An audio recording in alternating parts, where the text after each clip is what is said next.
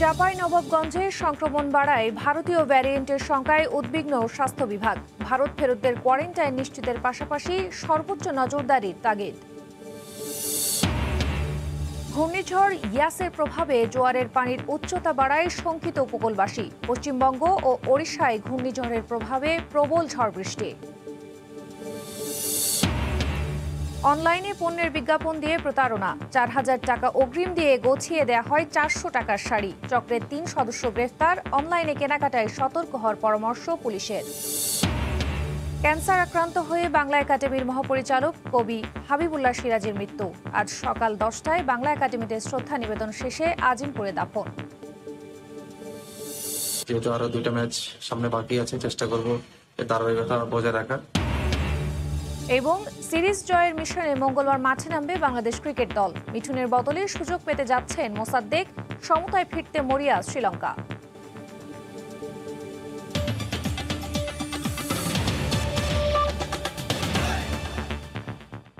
ভোরের সময় সঙ্গে আছি আমি খান তাসদিনা হাসান।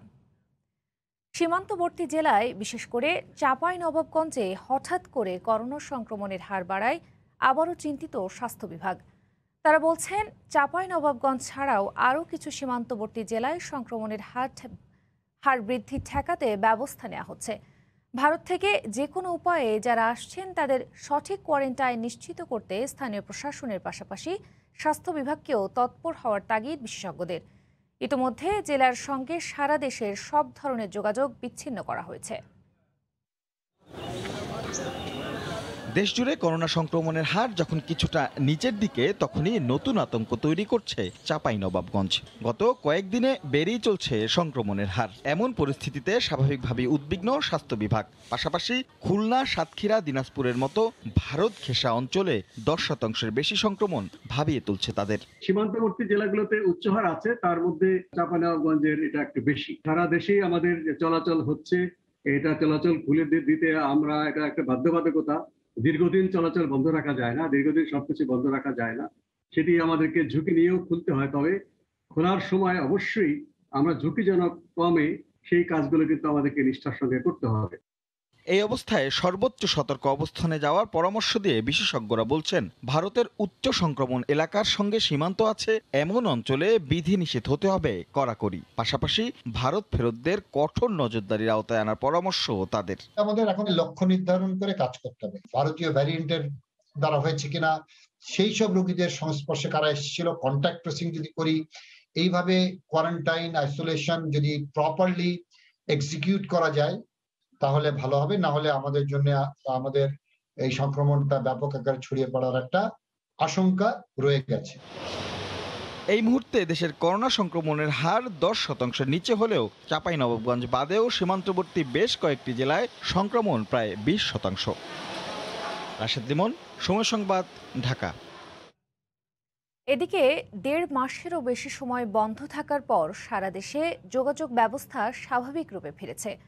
যাত্রী অর্ধেক নেয় ট্রেনের ভাড়া না বাড়লেও লঞ্চ ও বাসে গুনতে হচ্ছে 60 ভাগের বেশি ভাড়া।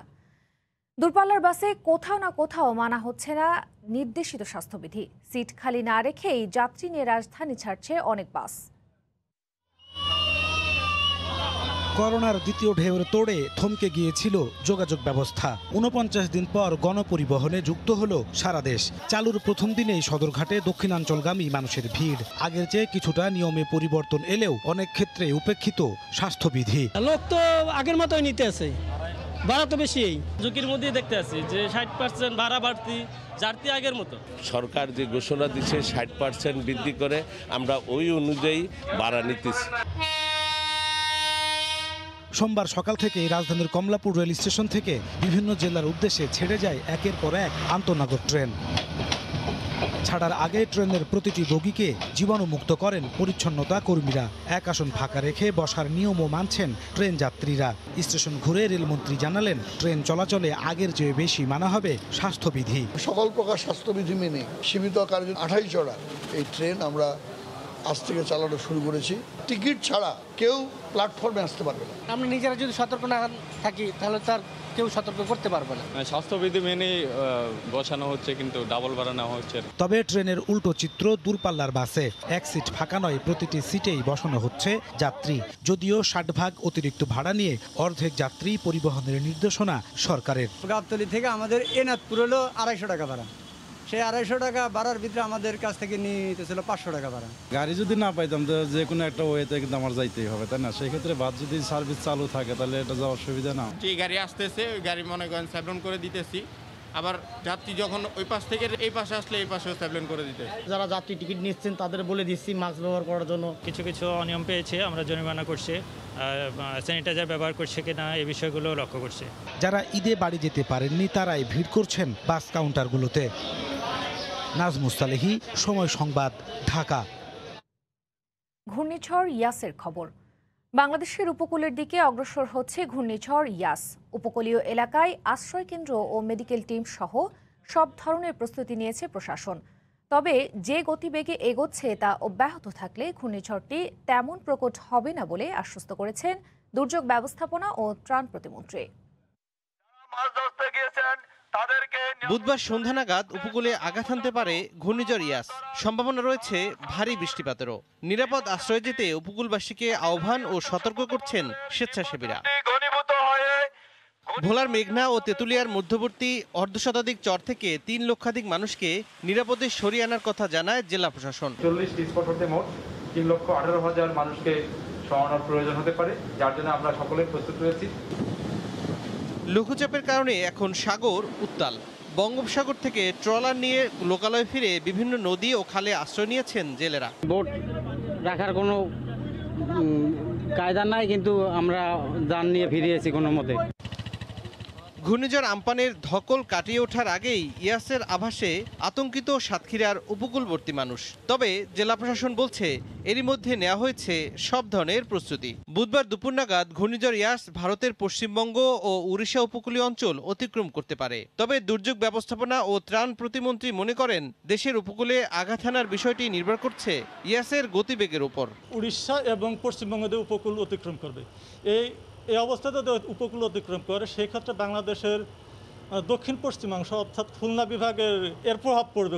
যদি এর গতিপথ একই রকম থাকে তাহলে বাংলাদেশ উপকূলে ক্ষতির কোনো প্রভাব হবে না বলে আমরা আশা করছি।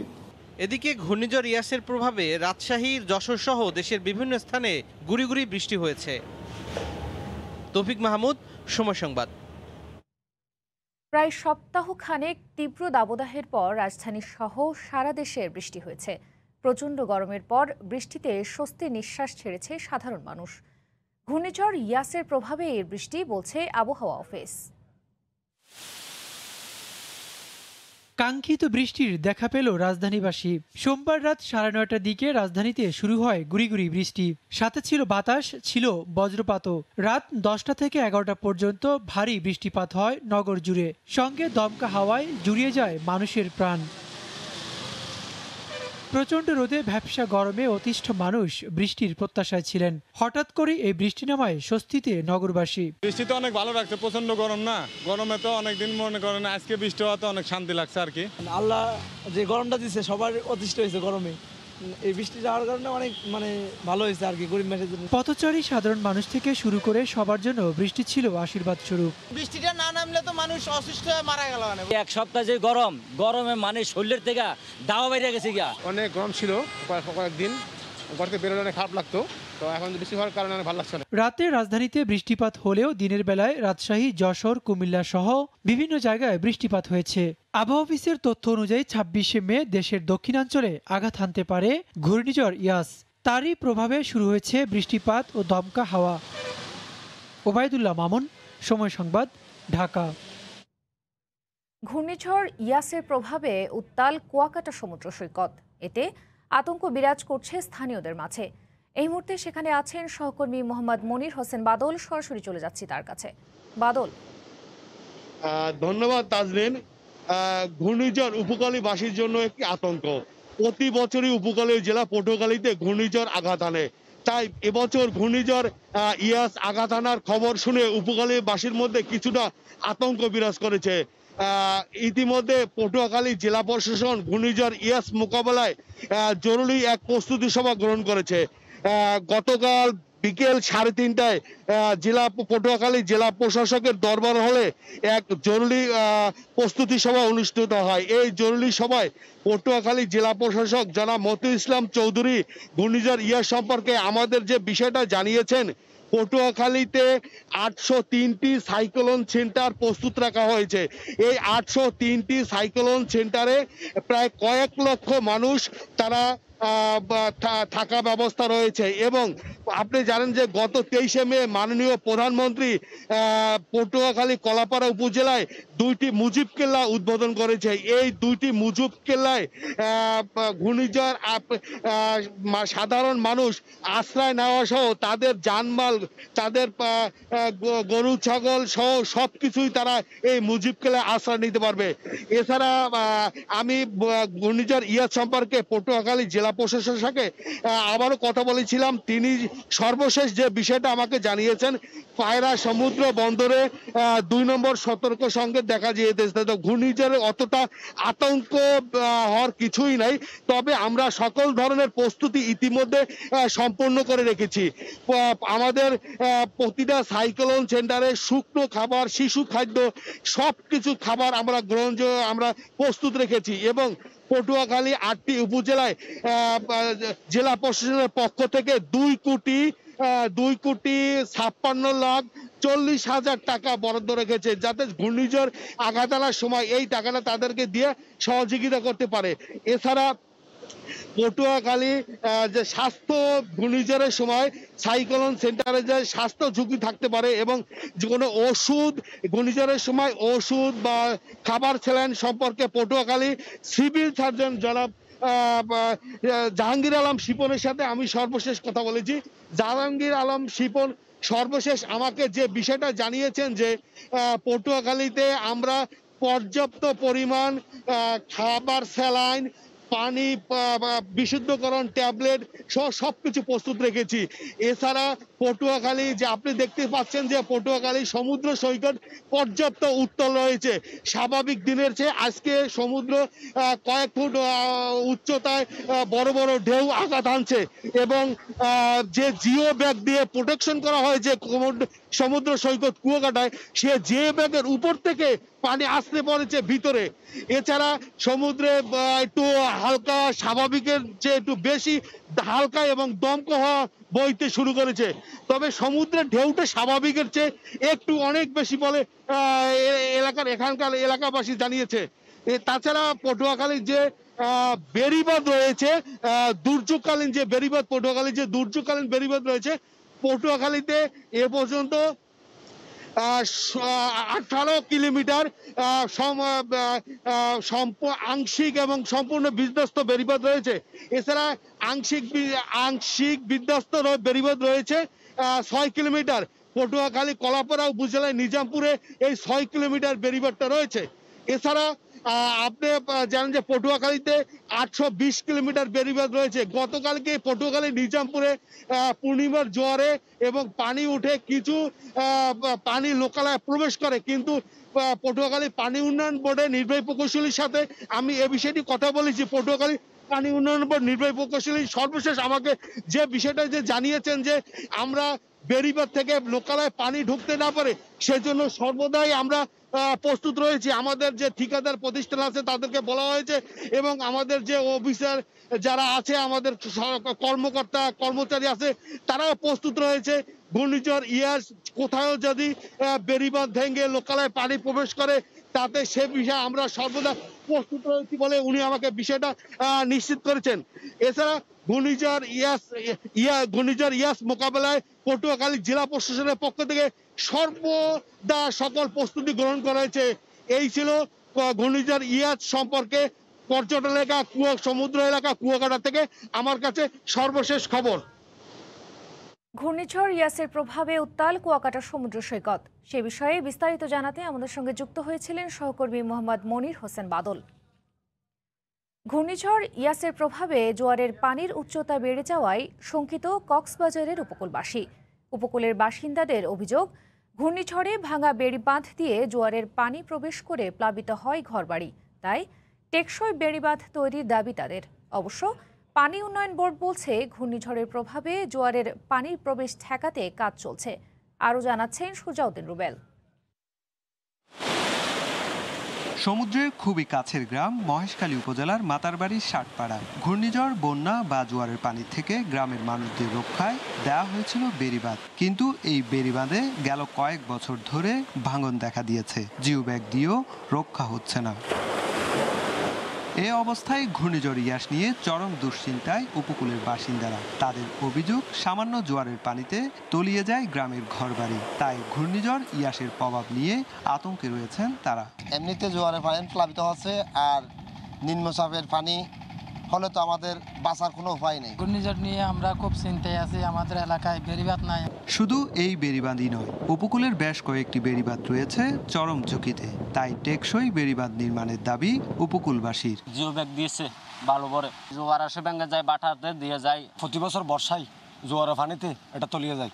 সিরিয়াসভাবে কোনোদিনও এই কাজটা হয়নি। বেশি কষ্ট করছে আমরা ইনারা কিছু সরকার তারা কিছু মোতাবুক হাড়ির বেরিবার না সাহায্যবাজি। তবে পানি উন্নয়ন বোর্ড জানায়, ঘূর্ণিঝড় ইয়াসের প্রভাবে ভাঙা বেড়িবাঁধ দিয়ে জোয়ারের পানি প্রবেশ ঠেকাতে কাজ চলছে। যে সাইক্লোনটা আসছে তার কোনো হলো উঁচু জোয়ারের পানি যেতে আমাদের পোল্ডারের অভ্যন্তরে প্রবেশ করতে না পারে, সেই লক্ষ্যে আমরা কাজ করে যাচ্ছি। পানি উন্নয়ন বোর্ডের তথ্য মতে কক্সবাজার উপকূলে বেড়িবাঁধ রয়েছে 595 কিলোমিটার, আর উপকূলে বসবাস করছে 10 লাখের মতো মানুষ। শুধু ঘূর্ণিঝড় নয়, আকাশে মেঘ ও জোয়ারের পানি দেখলে ভয়ে কেঁপে ওঠে কক্সবাজারের বিস্তীর্ণ উপকূলের মানুষজন। সাধারণ জোয়ারের পানিতে ভাঙা বেড়িবাঁধ দিয়ে পানি প্রবেশ করে প্লাবিত হয় গ্রামের পর গ্রাম। তাই দ্রুত টেকসই বেড়িবাঁধ নির্মাণ করার দাবি উপকূলবাসীর। মহেশখালীর মাতারবাড়ি থেকে সুজাউদ্দিন রুবেল, সময় সংবাদ, কক্সবাজার। ঘূর্ণিঝড় জলোচ্ছ্বাসের মৌসুম এলেই আতঙ্কে থাকেন দেশের উপকূলীয় অঞ্চলের লাখ লাখ মানুষ। টেকসই পূর্ণাঙ্গ বেড়িবাঁধ নির্মাণ না হওয়ায় যুগের পর যুগ চরম দুর্দশা নিয়েই বসবাস স্থানীয়দের। সরকারি সংস্থা ও জনপ্রতিনিধিরা বারবার আশ্বাস দিলেও বাস্তবায়ন না হওয়ায় ক্ষুব্ধ এলাকাবাসী। বেড়িবাঁধ জোয়ার কিংবা জলোচ্ছ্বাস ঠেকাবে, কাগজে কলমে এমনটি হলেও বাস্তবতা ভিন্ন বলে মত উপকূলবাসীর। প্রাকৃতিক দুর্যোগের মৌসুম এলেই সম্পদ ও প্রাণহানির আতঙ্ক দেখা দেয় উপকূল জুড়ে। পানি উন্নয়ন বোর্ডের বাঁধ মাত্র 13 ফুট উচ্চতার জলোচ্ছ্বাস ঠেকাতে সক্ষম, অথচ বিভিন্ন সময় এর চেয়ে বেশি উচ্চতার পানি প্রবাহ হয়। তার উপর দুর্বল ভিত্তি তো রয়েছেই। যখন জোয়ার আসে তখন এর উপর দিয়ে পানিও যায়, মাঝে মাঝে পানি যখন বৃদ্ধি হয়েছে ছেলেপিলি নিয়ে আমার আতঙ্ক থাকতে। স্থানীয়দের অভিযোগ, সিডর, আইলা, নার্গিস, আমপানের আকস্মিক হানায় সাময়িকভাবে নয়, বরং দীর্ঘদিন ধরে ভুক্তভোগী এই জনপদের মানুষ। ভাঙা বাঁধ দিয়ে লবণাক্ত পানি ঢুকে ফসল ও মাছ চাষেও ব্যাপক ক্ষতি হয়। এর প্রভাবে বেকারত্ব, খাদ্য সংকট, স্বাস্থ্যহানির প্রকোপ থাকে যুগের পর যুগ।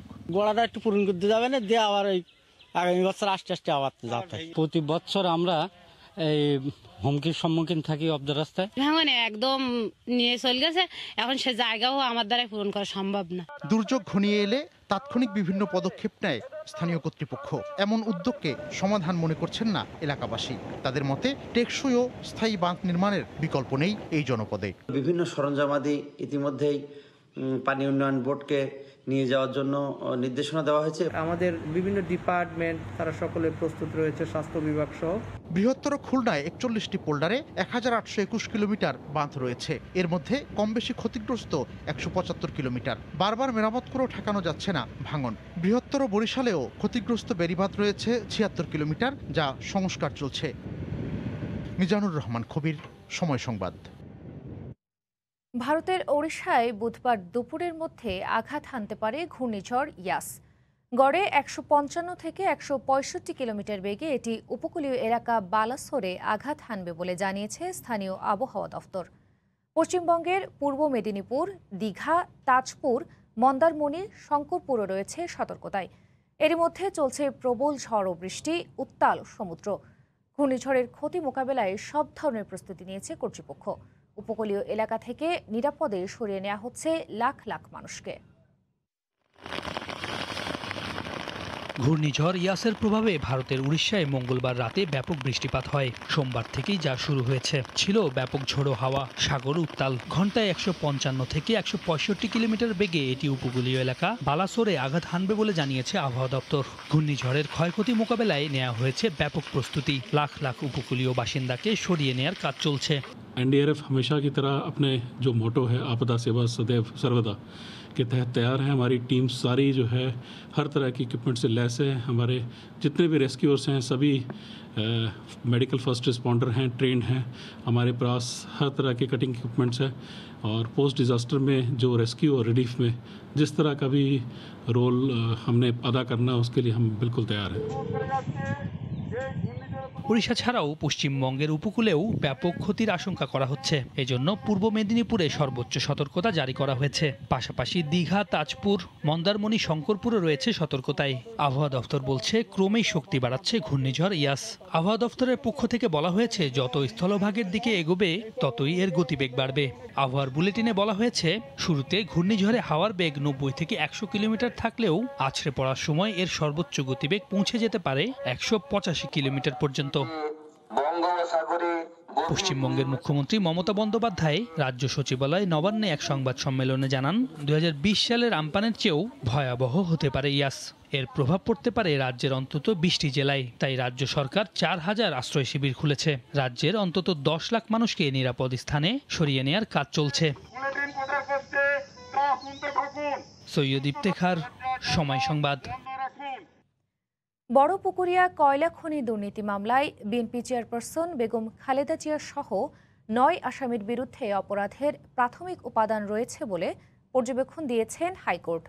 একই সঙ্গে 6 মাসের মধ্যে মামলা নিষ্পত্তির জন্য নিম্ন আদালতকে নির্দেশ দেওয়া হয়েছে। জীবদ্দশায় বড়পুকুরিয়া কয়লা খনি দুর্নীতি মামলা স্থগিত চেয়ে যে আবেদন করেছিলেন সাবেক ডাক ও টেলিযোগাযোগ মন্ত্রী আমিনুল হক, মারা যাওয়ার 2 বছর পর সেই মামলার রায় প্রকাশ করেছেন হাইকোর্ট। এ রায়ে হাইকোর্ট তার পর্যবেক্ষণে বলেছেন যে কোনো মামলা পুনঃ তদন্তের এখতিয়ার আছে দুদকের। মামলাটি বর্তমানে ঢাকার 2 নম্বর বিশেষ জজ আদালতে বিচারাধীন রয়েছে। অপেক্ষায় আছে অভিযোগ গঠনের। সাবেক মন্ত্রী আমিনুল হকের নাম বাদ যাবে মৃত্যুর কারণে, আর বেগম খালেদা জিয়া সহ বাকি 9 জনের বিচার চলবে। আদালত তার পর্যবেক্ষণে বলেছেন বেগম খালেদা জিয়া সহ অন্য আসামিদের বিরুদ্ধে এ মামলার প্রাথমিক তথ্য উপাত্ত প্রমাণিত। তবে কার দায় কতটুকু তা 6 মাসের মধ্যে নির্ধারণ করে মামলা নিষ্পত্তির নির্দেশ দেওয়া হয়েছে নিম্ন আদালতকে। অপরাধীর যেহেতু প্রাথমিক তথ্য উপাত্ত উপাদান আছে, অপরাধীর গুরুত্ব কার কতটুকু সেটা সাক্ষ্য প্রমাণের ভিত্তিতে নির্ধারিত হবে। সেজন্য বিচারিক আদালতকে আগামী 6 মাসের মধ্যে মামলাটি নিষ্পত্তির জন্য একটি নির্দেশনা দিয়েছে। দিনাজপুরের বড়পুকুরিয়া কয়লা খনি থেকে কয়লা উত্তোলন, ব্যবস্থাপনা ও রক্ষণাবেক্ষণে ঠিকাদার নিয়োগে অনিয়ম এবং রাষ্ট্রের 158 কোটি 71 লাখ টাকা ক্ষতি ও আত্মসাতের অভিযোগে 2008 সালে শাহবাগ থানায় এ মামলাটি করে দুদক, যার আসামি করা হয় বেগম খালেদা জিয়া ও তার সরকারের মন্ত্রীদের। আফজাল হোসেন, সময় সংবাদ, ঢাকা। বাংলা একাডেমির মহাপরিচালক কবি হাবিবুল্লাহ সিরাজি আর নেই। সোমবার রাত 11টার দিকে মারা যান তিনি। ক্যান্সার আক্রান্ত হয়ে রাজধানীর একটি বেসরকারি হাসপাতালে তিনি লাইফ সাপোর্টে ছিলেন।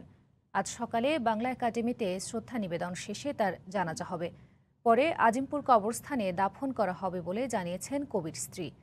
হাবিবুল্লাহ সিরাজি 2018 সাল থেকে বাংলা একাডেমির মহাপরিচালক হিসেবে দায়িত্ব পালন করছেন। 21 পদক, বাংলা একাডেমি সাহিত্য পুরস্কার, আলাউল সাহিত্য পুরস্কার সহ পেয়েছেন অসংখ্য পুরস্কার ও সম্মাননা। তার উল্লেখযোগ্য কাব্যগ্রন্থের মধ্যে রয়েছে দাও বৃক্ষ দাও দিন, মৌ শিল্পের ক্ষয়ক্ষতি সহ আরও অনেক গল্প ও উপন্যাস। 1948 সালের 31 ডিসেম্বর ফরিদপুর জেলায় জন্মগ্রহণ করেন হাবিবুল্লাহ সিরাজি। তার মৃত্যুতে শোক জানিয়েছেন প্রধানমন্ত্রী শেখ হাসিনা। বলেন, হাবিবুল্লাহ সিরাজি কবিতা ও কর্মে মুক্তিযুদ্ধ এবং প্রগতিশীলতাকে তুলে ধরেছেন, যা পাঠক মহলে স্মরণীয় হয়ে থাকবে।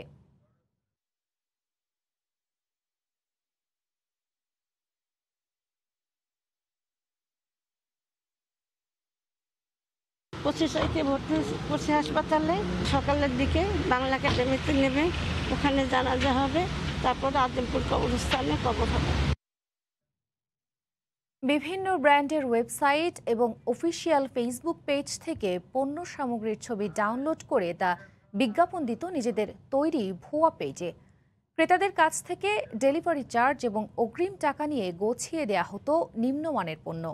ফেসবুকে অন্তত 8টি ভুয়া পেজের মাধ্যমে গেল 1.5 বছর ধরে প্রতারণা করে আসা চক্রের 3 সদস্যকে গ্রেফতারের পর অনলাইনে পণ্য ক্রয়ের ক্ষেত্রে আরও সতর্ক হওয়ার পরামর্শ পুলিশের। বুলবুল রেজার রিপোর্ট। ঈদ উল ফিতরের কয়েকদিন আগে ললোডা ফ্যাশন নামে একটি পেজে 2টি শাড়ি অর্ডার করেছিলেন সালমা আক্তার আইভি। পরিশোধ করেছিলেন অগ্রিম টাকা। পণ্য হাতে পেয়ে তার চক্ষু চড়ক গাছ। অর্ডারকৃত শাড়ির বদলে তাকে ধরিয়ে দেওয়া হয় অত্যন্ত নিম্নমানের 2টি শাড়ি। একই অভিজ্ঞতা পেশায় চিকিৎসক মিতু বসাকেরও। ওই একই পেজে পণ্যের অর্ডার দিয়ে প্রতারিত হয়েছেন এমন অনেকেই। ওরা আমাকে ছিঁড়া শাড়ি, পুরান শাড়ি ওরা দিচ্ছে। আমার ডেলি বলতেছে যে আসবো আয়সা দিয়ে যাবো, এরকম বলছে। পরে বলতেছে জাকাত হিসাবে দিয়ে দেন। শাড়িটা বাসায় নিয়ে এসে চেক করি, কিন্তু শাড়িটা দেখি যে অন্য শাড়ি দিয়েছে কম দামি। আমি ফুল টাকা অ্যাডভান্স করছি। অ্যাডভান্স করার পরে তারা 2 দিন ঘোরায় তারপর আমাকে আর শাড়িটা দেয়নি। অনলাইনে পণ্য বিক্রির বিজ্ঞাপন দিয়ে প্রতারণা করা এই চক্রটির প্রত্যেকের রয়েছে আলাদা দায়িত্ব। ফেসবুকে পেজ খোলার দায়িত্ব পালন করত 3 জন, পেজ পরিচালনা ও বুস্ট করত 2 জন। ক্রেতার নিকট থেকে অর্ডার সংগ্রহ করার দায়িত্ব ছিল আরেকজনের। নিম্নমানের পণ্য সংগ্রহ ও প্যাকেটজাত করার পাশাপাশি পার্সেল কুরিয়ারে পাঠানো, কন্ডিশনাল পেমেন্ট স্লিপ দিয়ে টাকা উত্তোলন করতেও ছিল তাদের লোক। এ সংক্রান্ত ডিজিটাল সিকিউরিটি আইনে হওয়া একটি মামলা তদন্ত করতে গিয়ে গোয়েন্দা পুলিশ সন্ধান পায় চক্রটির, যারা অনলাইনে পণ্য বিক্রির নামে দীর্ঘদিন ধরে প্রতারণা করে আসছিল।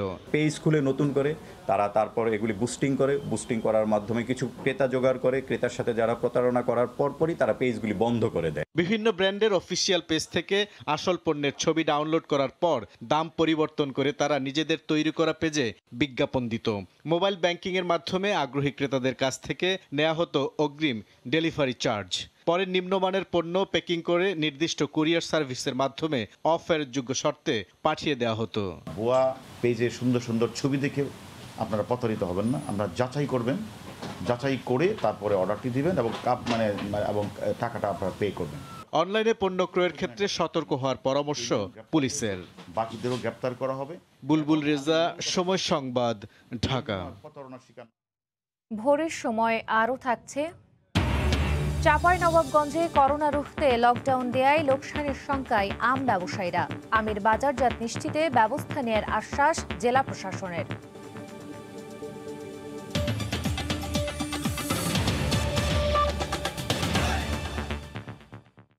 ভোগান্তি যেন পিছু ছাড়ছে না সৌদি আরব গমনেচ্ছুদের। সোমবারও তীব্র গরম আর করোনা ভীতি উপেক্ষা করে সাউদিয়া এয়ারলাইন্সের টিকিটের জন্য গাদাগাদি করে লাইনে দাঁড়াতে হয় প্রবাসীদের। দীর্ঘ সময় অপেক্ষার জন্য ক্ষোভ ছিল কারো কারো কণ্ঠে। এদিকে সঠিক তথ্য না পেয়ে অনেক যাত্রী বিমানবন্দরে গিয়ে হয়রানির মধ্যে পড়েন।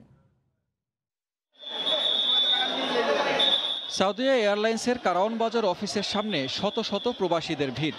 তীব্র গরমের মধ্যেই লম্বা লাইনে দাঁড়িয়ে সোমবার সকাল থেকে টিকিটের অপেক্ষায় থাকতে হয় তাদের। কাঙ্ক্ষিত টিকিট পাওয়ার পর স্বস্তি প্রকাশ করলেও দীর্ঘ ভোগান্তির জন্য ক্ষোভ ছিল কারো কারো কণ্ঠে। একদিন আগে যদি আমাদের এটা ওপ হয়ে যায় তাহলে আমাদের জন্য সুবিধা হয়। গতদিন রাত্রে ছিল 12:40-এ, বুকিংয়ের জন্য হোটেল বুকিংয়ের জন্য মিস হয়ে গেছে। সব প্রস্তুতি সম্পন্ন, এখন বুকিং দেবো, হোটেল বুকিং দেবো, বাস চলে যাবো এয়ারপোর্টে। সেই টাইমে নেই, রোদের মধ্যে দাঁড়ায় আছে। সৌদি সরকার নির্ধারিত হলিডে হোটেলে বুকিং দিয়ে করোনা পরীক্ষার রিপোর্ট পেয়ে নিশ্চিত করা হচ্ছে টিকিট। অনেকে আবার অনিশ্চয়তার শঙ্কায় ভিড় করেন তথ্য নিতে। কেউ আবার দ্রুত কাজ শেষ করতে বাড়তি টাকা দাবি করার অভিযোগ তোলেন। এখানে অনেক দুর্নীতি চলতেছে। যে একজন আনসার সদস্য আমারা কইছে যে এই লাইনে খাড়াইয়া কি করবেন, 4000 টাকা দেন, কাজটা কইরা দিয়ে দেন। হলিডে হোটেল বুকিং করতে আপনার নেটে যা শুনতেছি, মানুষের মুখে যা শুনতেছি, 54,000 55,000 এরকম লাগতেছে জেদ্দার জন্য। এয়ারপোর্টে গেলে বলে এখানে আসতে, এখানে বলে এয়ারপোর্টে যেতে। আমরা সবাই পেরেশানিতে পড়তেছি, কিন্তু কাজ হচ্ছে না। এদিকে হোটেল বুকিংয়ের ক্ষেত্রে সঠিক তথ্যের অভাবে বিমানবন্দরে গিয়েও ভোগান্তি পোহাতে হয় যাত্রীদের। 3 দিন যাবত হোটেল সোনারগাঁওতে গিয়ে সিরিয়াল দিয়ে ফিরে চলে আসছি, হোটেল বুকিং দিতে পারি নাই। এখন আবার ওনারা নতুন করে এখানে হোটেল বুকিংয়ের কথা বলে নিয়ে আসছে। আজকে যদি না যেতে পারি তাহলে আমার ভিসা ক্যান্সেল হয়ে যাবে, আমি আর যেতে পারবো না। কালকে ওখানে গেছি, বলতে আছে আজকে ফ্লাইট হলে যেদিন ফ্লাইট ওই দিনে দিতে হবে। সকালে গেছে সরাসরি এয়ারপোর্ট চলে যান। আগামী 29 মে সৌদি আরবে নিয়মিত ফ্লাইট পরিচালনা করবে বলে জানিয়েছে বিমান বাংলাদেশ এয়ারলাইন্স। সানবীর রূপল, সময় সংবাদ, ঢাকা। 15,000 সৌদি নাগরিকের পাশাপাশি কঠোর স্বাস্থ্যবিধি মেনে এবার 45,000 বিদেশি মুসল্লি হজ পালন করতে পারবেন। তবে বাংলাদেশের নাগরিকরা অংশ নিতে পারবেন কিনা তা এখনও নিশ্চিত নয়। ভারতে করোনা পরিস্থিতি অবনতির কারণে প্রতিবেশী বাংলাদেশিদের হজের অনুমোদন নিয়ে শঙ্কা প্রকাশ করেছেন ধর্ম প্রতিমন্ত্রী। এদিকে নিবন্ধন বাতিল করলে টাকা ফেরত দেওয়া হবে বলে জানিয়েছে হাব। করোনার কারণে বিশ্বের অন্যান্য দেশের মতো গেল বছরও হজে অংশ নিতে পারেননি বাংলাদেশিরা। তবে এবছর 2 ডোজ টিকা দেওয়ার শর্তে সৌদি সরকার বিদেশিদের হজে অংশগ্রহণের অনুমতি দেয় আশায় বুক বাঁধেন গমেনচ্ছুরা। 15,000 সৌদি নাগরিক ও 45,000 বিদেশি মুসল্লি এবার সীমিত আকারে হজে অংশ নিতে পারবেন। তবে বাংলাদেশিরা এই সুযোগ পাবেন কিনা সে ব্যাপারে এখনো নিশ্চিত নয় ধর্ম মন্ত্রণালয়। সৌদি স্বাস্থ্য মন্ত্রণালয় বলছে বহির্বিশ্ব থেকে হাজি নেবে 18 থেকে 60 বছর বয়স এর মধ্যে। তো ফাইনাল আমি ওরা স্বাস্থ্য মন্ত্রণালয় সুপারিশ করছে, ওদের হজ মন্ত্রণালয় এই পর্যন্ত শেষ। বাংলাদেশের নিরিখে তাও জানি না। ভারতে করোনা পরিস্থিতির অবনতি হওয়ায় প্রতিবেশী বাংলাদেশের মুসল্লিরা হজ পালনের অনুমতি পাবে কিনা তা নিয়ে শঙ্কা প্রকাশ করেছেন ধর্ম প্রতিমন্ত্রী।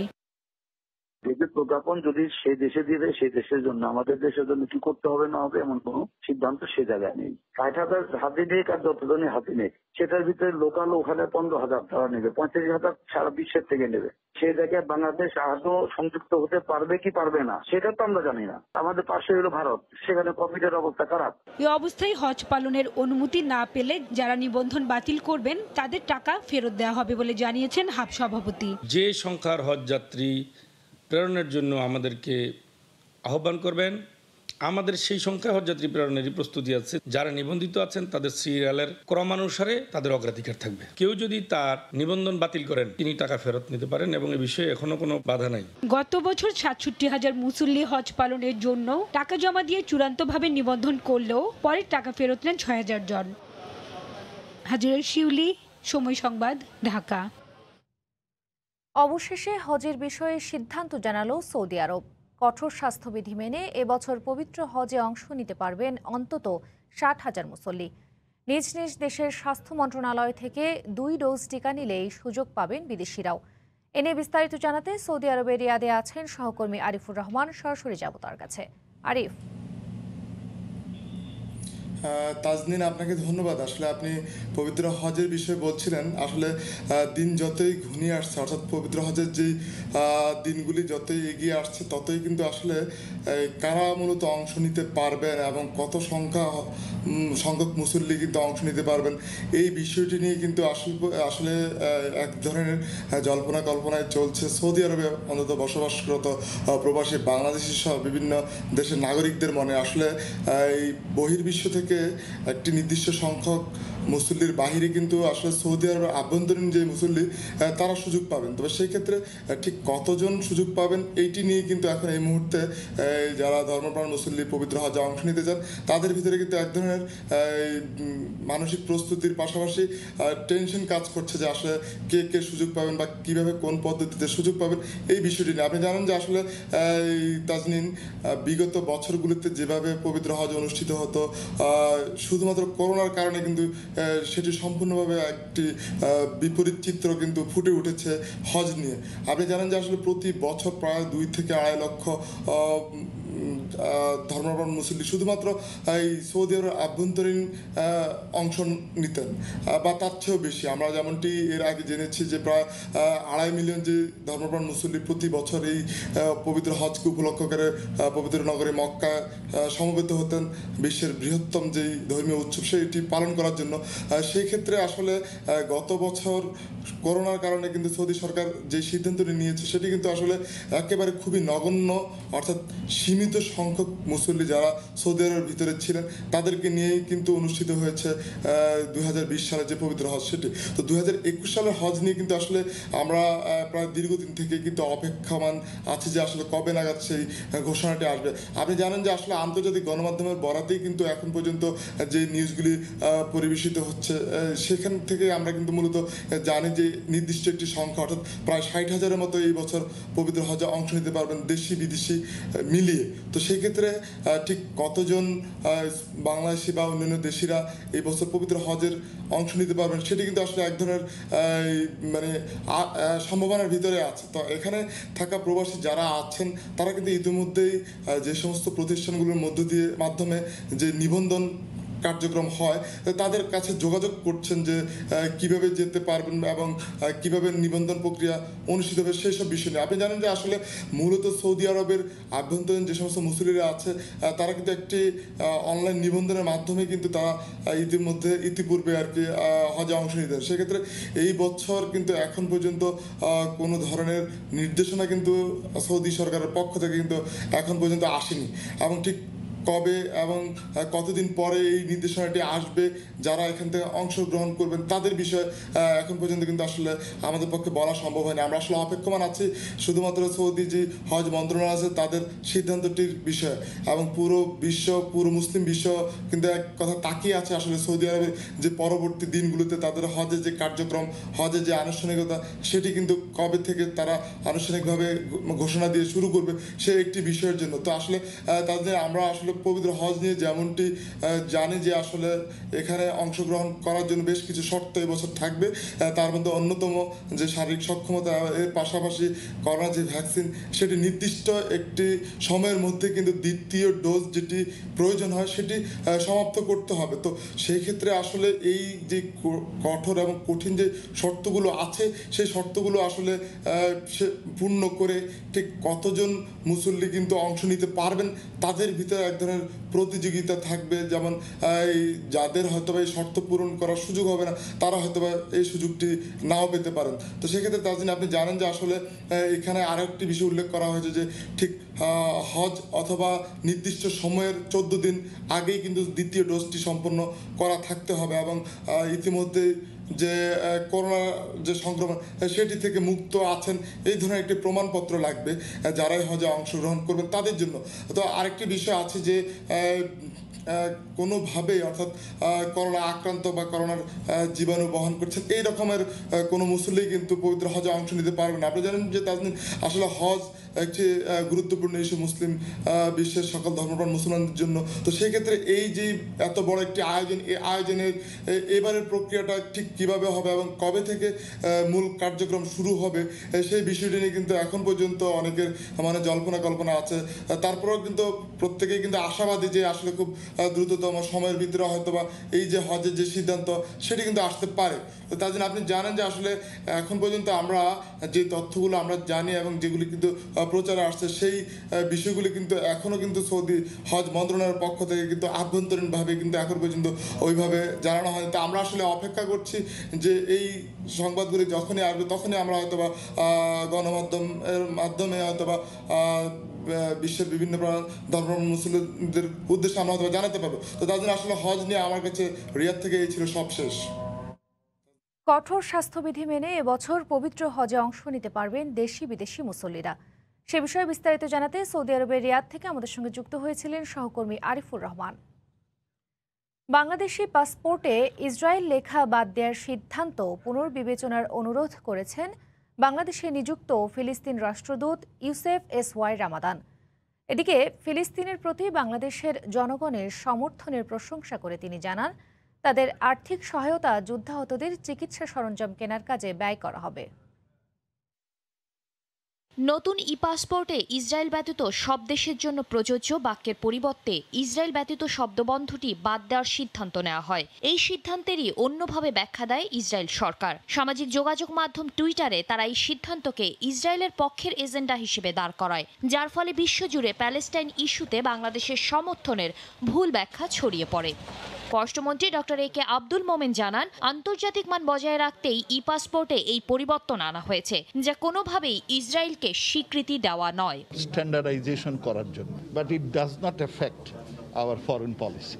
বাদ দিলে পরে আপনি ইসরায়েলে যেতে পারবেন, নো, সেটা আমরা এখনো অ্যালাউ করি। এরই ধারাবাহিকতায় বাংলাদেশে নিযুক্ত প্যালেস্টাইন রাষ্ট্রদূত ইউসেফ এস.ওয়াই রামাদান বাংলাদেশি পাসপোর্টে ইসরায়েল লেখা বাদ দেওয়ার সিদ্ধান্ত পুনর্বিবেচনার অনুরোধ করেন। সোমবার সন্ধ্যায় রাজধানীর বারিধারায় তার বাসভবনে আয়োজিত এক সংবাদ সম্মেলনে গণমাধ্যম কর্মীদের প্রশ্নের জবাবে তিনি জানান, প্যালেস্টাইনের জনগণের প্রতি বাংলাদেশ সরকারের অবস্থানের যে ব্যাখ্যা পররাষ্ট্রমন্ত্রী দিয়েছেন তাতে কূটনৈতিক দিক দিয়ে কোনো সমস্যা নেই। I received it. I was sad to see the news. Even though I thank the Honorable Foreign Minister who tried to explain the situation and to clarify the position of Bangladesh, assured everybody that nothing has changed. I think it wasn't the right time at all. So we sincerely hope that they will revise this decision and keep this sentence in the passport, because this also represents a very, very good support to the people of Palestine. এদিকে 5 টাকা থেকে শুরু করে বাংলাদেশের আপামর জনগণের ভালোবাসার বহিঃপ্রকাশ হিসেবে আর্থিক সহায়তা পাঠানোকে মুগ্ধকর হিসেবে বর্ণনা করেন প্যালেস্টাইন রাষ্ট্রদূত। এই সহায়তা যুদ্ধাহত মানুষের চিকিৎসা সরঞ্জাম কেনার কাজে ব্যবহার হচ্ছে বলেও জানান তিনি। For those people who paid 5 taka, and their money by the way, and those are the most for me appreciated, because I know how much 5 taka for them means, but still they took it from their pocket and they gave it to us. That is something we highly appreciate. Societies, as I said, in Bangladesh, the poor paid, the middle class paid, and the rich people paid. We will be paying for the company who will provide those medical equipment to Gaza Strip. বগুড়ার চারমাথা পাইকারি বাজারে সরবরাহ বেড়েছে দেশীয় মাছের, তাই দামও রয়েছে নাগালের মধ্যেই। এই মুহূর্তে মাছ বাজারে আছেন রিপোর্টার মাজিদুর রহমান, সরাসরি যাব তার কাছে। মাজেদ, আপনি জানেন যে বগুড়া সহ আশপাশে যে জেলাগুলো রয়েছে সেই জেলাগুলো থেকে কিন্তু মাছ এখানে মাছ বাজার আছে, এবং এটি পাইকারি মাছের বাজার যেটি বগুড়া সান্তাহার রোডের মাঝামাঝি চারমাথা এলাকায়, এবং এই মাছের বাজারে কিন্তু প্রচুর পরিমাণে মাছ সরবরাহ হচ্ছে। এখানে যে রমজান চলে গেল, রমজানের পরে এবং লকডাউন কিছুটা শিথিল হওয়ার পরে কিন্তু এই মাছ বাজারে কিন্তু জমজমাট ভাবে মাছের বাজার চলছে। সকাল থেকে এখানে বিভিন্ন জেলা থেকে এখানে মাছ আসতে শুরু করেছে, এবং এই মাছগুলো কিন্তু এখান থেকে বিক্রি হওয়ার পরে বিভিন্ন হাট বাজারগুলোতে, বগুড়া ছোট ছোট যে হাট বাজারগুলো রয়েছে সেই হাট বাজারগুলোতে এই মাছগুলো চলে যায়, এবং এই মাছ বিক্রেতা যারা আছেন তারা এখান থেকে মাছ কিনে কিন্তু ওখানে নিয়ে যান। আমি এখন এখানকার যে মাছের যে আড়তদার রয়েছে সেই আড়তদার কাছে জানতে চাইবো কিরকম মাছের সরবরাহ এখানে হচ্ছে এবং কেমন দামে মাছ বিক্রি হচ্ছে, এবং আপনাদের প্রস্তুতিগুলো কেমন এই করোনাকালীন সময়ে। আমি প্রথমে সময় টিভিকে ধন্যবাদ জানাই। আমাদের এখানে করোনাকালীন সময়ে মোটামুটি আমরা ভালো প্রস্তুতি নিয়ে রাখছি। সবাইকে স্যানিটাইজার দিচ্ছি, তারপর মাস্ক পরার জন্য অনুরোধ করছি। এখানে সমস্ত কিছুর আয়োজন আছে, আর মাছের আমদানি অনেক ভালো। মাছের দাম ক্রেতার সাধ্যের মধ্যে আছে। পাইকাররা এখানে মোটামুটি ভালো সুবিধা পাচ্ছে, তারা এখান থেকে মাছ নিয়ে যায় প্রত্যেকটা বাজারে বাজারে বিক্রি করতেছে, এবং তারা ভালো মোটামুটি সুবিধা পাচ্ছে এবং তারা ইনকাম করতে পারতেছে।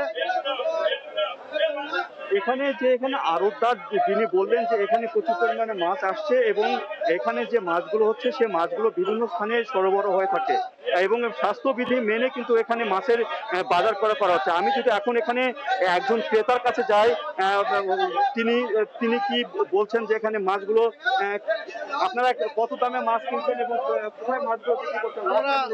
আমরা বাজারে বিক্রি করি, লাভ ভালোই হচ্ছে।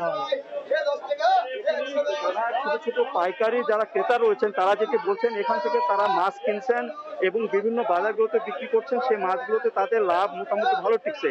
আর আজকে যদি আমি এই মাছের বাজারের কথা বলি, সেটা হলো এখানে যে মাছগুলো বিক্রি হচ্ছে সেই মাছগুলো রুই, কাতল, মৃগেল, তারপর ছোট ছোট যে মাছগুলো ট্যাংরা, পুঁটি থেকে আরম্ভ করে সব ধরনের মাছের কিন্তু সরবরাহ এই হাটটিতে, এই বাজার পাইকারি বাজারটিতে হচ্ছে।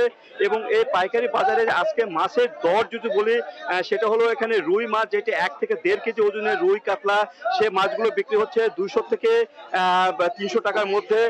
এবং এই যে ছোট যে মাছগুলো ট্যাংরা, পুঁটি, এই মাছগুলো কিন্তু বিক্রি হচ্ছে 300 থেকে 400 টাকা কেজি দরে। আর এখানে যে পাবদা মাছ যেটি পুকুরে এখানে চাষ হচ্ছে, সে পাবদা মাছটি বিক্রি হচ্ছে 200 থেকে 250 টাকা কেজি দরে। আর এখানে সিলভার কার্প যে মাছটি, সেটি 150 থেকে 200 টাকা কেজি দরে বিক্রি হচ্ছে।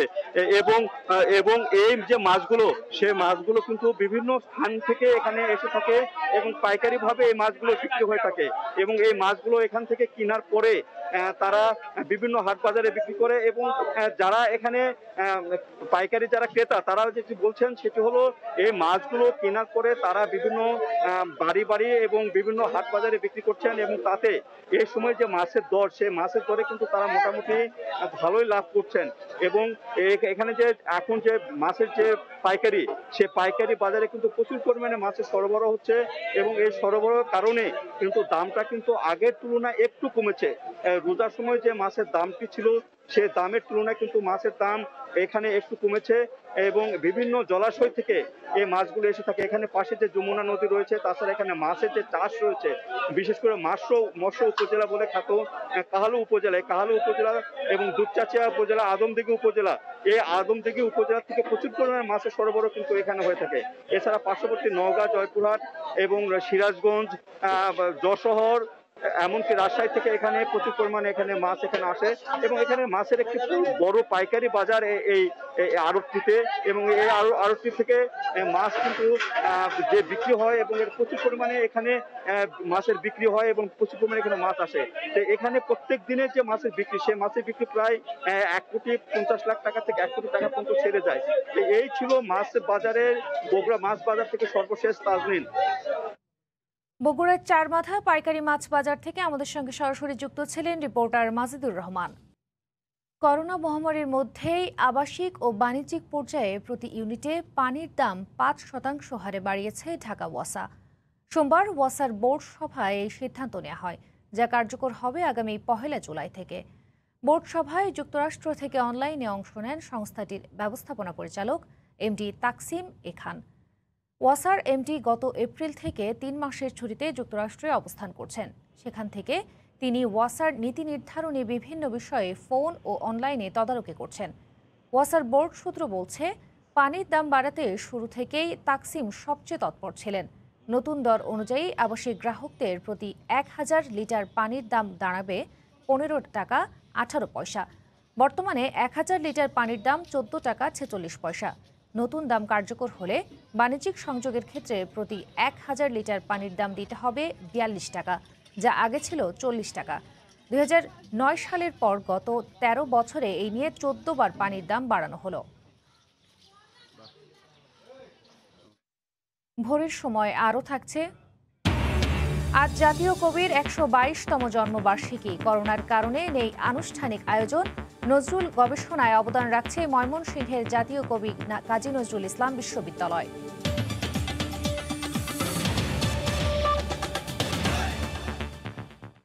বিশ্বকাপ আর্চারি স্টেজ 2-এ দলগত রিকার্ভ ইভেন্ট থেকে রূপা জয় করে সুইজারল্যান্ড থেকে দেশে ফিরেছেন রোমান সানা ও দিয়া সিদ্দিকী সহ জাতীয় আর্চারি দলের সদস্যরা। এই মুহূর্তে হযরত শাহজালাল আন্তর্জাতিক বিমানবন্দরে আছেন সহকর্মী ইশতিয়াক দীপু। সেখান থেকে তিনি সরাসরি যোগ দিচ্ছেন। দীপু। তাজনীন, বিশ্বকাপ আর্চারির স্টেজ 2 থেকে রৌপ্য পদক জয়লাভ করে আজ সকালেই দেশে ফিরেছেন বাংলাদেশের জাতীয় দলের আর্চার দলের সদস্যরা। আপনাকে জানিয়ে রাখতে চাই যে সকাল 5:05 নামার কথা ছিল টার্কিশ এয়ারলাইন্সের যে বিমানটি। 15 মিনিট দেরি করে বিমানটি অবতরণ করে শাহজালাল আন্তর্জাতিক বিমানবন্দরে। এরপরেই কিন্তু আমরা কিছুক্ষণ অপেক্ষা করি আর্চারদের জন্য। তারপর তারা অবশেষে আমরা তাদেরকে দেখতে পাই এবং প্রত্যেকের মধ্যেই কিন্তু খুব কনফিডেন্ট ছিল আর্চাররা, যেহেতু তারা বিশ্বকাপ আর্চারির স্টেজ 2 থেকে রৌপ্য পদক জয়লাভ করে তারা দেশে ফিরেছে। আপনি জানেন যে ফাইনালে তারা নেদারল্যান্ডসের কাছে 5-1 সেট পয়েন্টে হেরে গিয়েছিল। তারপরেও কিন্তু যেটি রোমান সানা এবং দেয়া সিদ্দিকী যেটি বলছিলেন যে প্রচণ্ড বাতাস ছিল, বাতাসের কারণে তাদের পারফরমেন্সে কিছুটা ঘাটতি ছিল, তারপরেও তারা দেশের জন্য প্রথমবারের মতো ফাইনালের মঞ্চে রৌপ্য পদক জয়লাভ করে দেশে ফিরতে পেরেছেন। রোমান সানা যেটি বলছিলেন সাংবাদিকদের কাছে যে এটি তার ক্যারিয়ারের জন্য সবচেয়ে বড় অর্জন, তেমনি দেশের জন্যও কিন্তু এটি বড় অর্জন, যেহেতু রৌপ্য পদক বিশ্বকাপের মতো বড় মঞ্চ থেকে তারা রৌপ্য পদক জয়লাভ করে দেশে তারা আসতে পেরেছেন। সেই সঙ্গে আর্চারি ফেডারেশনের যে সাধারণ সম্পাদক রয়েছেন রাজিবুদ্দিন আহমেদ চপল, তিনিও কিন্তু বলেছেন যে এটি বাংলাদেশের জন্য সবচেয়ে বড় অর্জন, রৌপ্য পদক জয়লাভ করা, দেশের জন্য জয়লাভ করে আর্চাররা এনেছেন।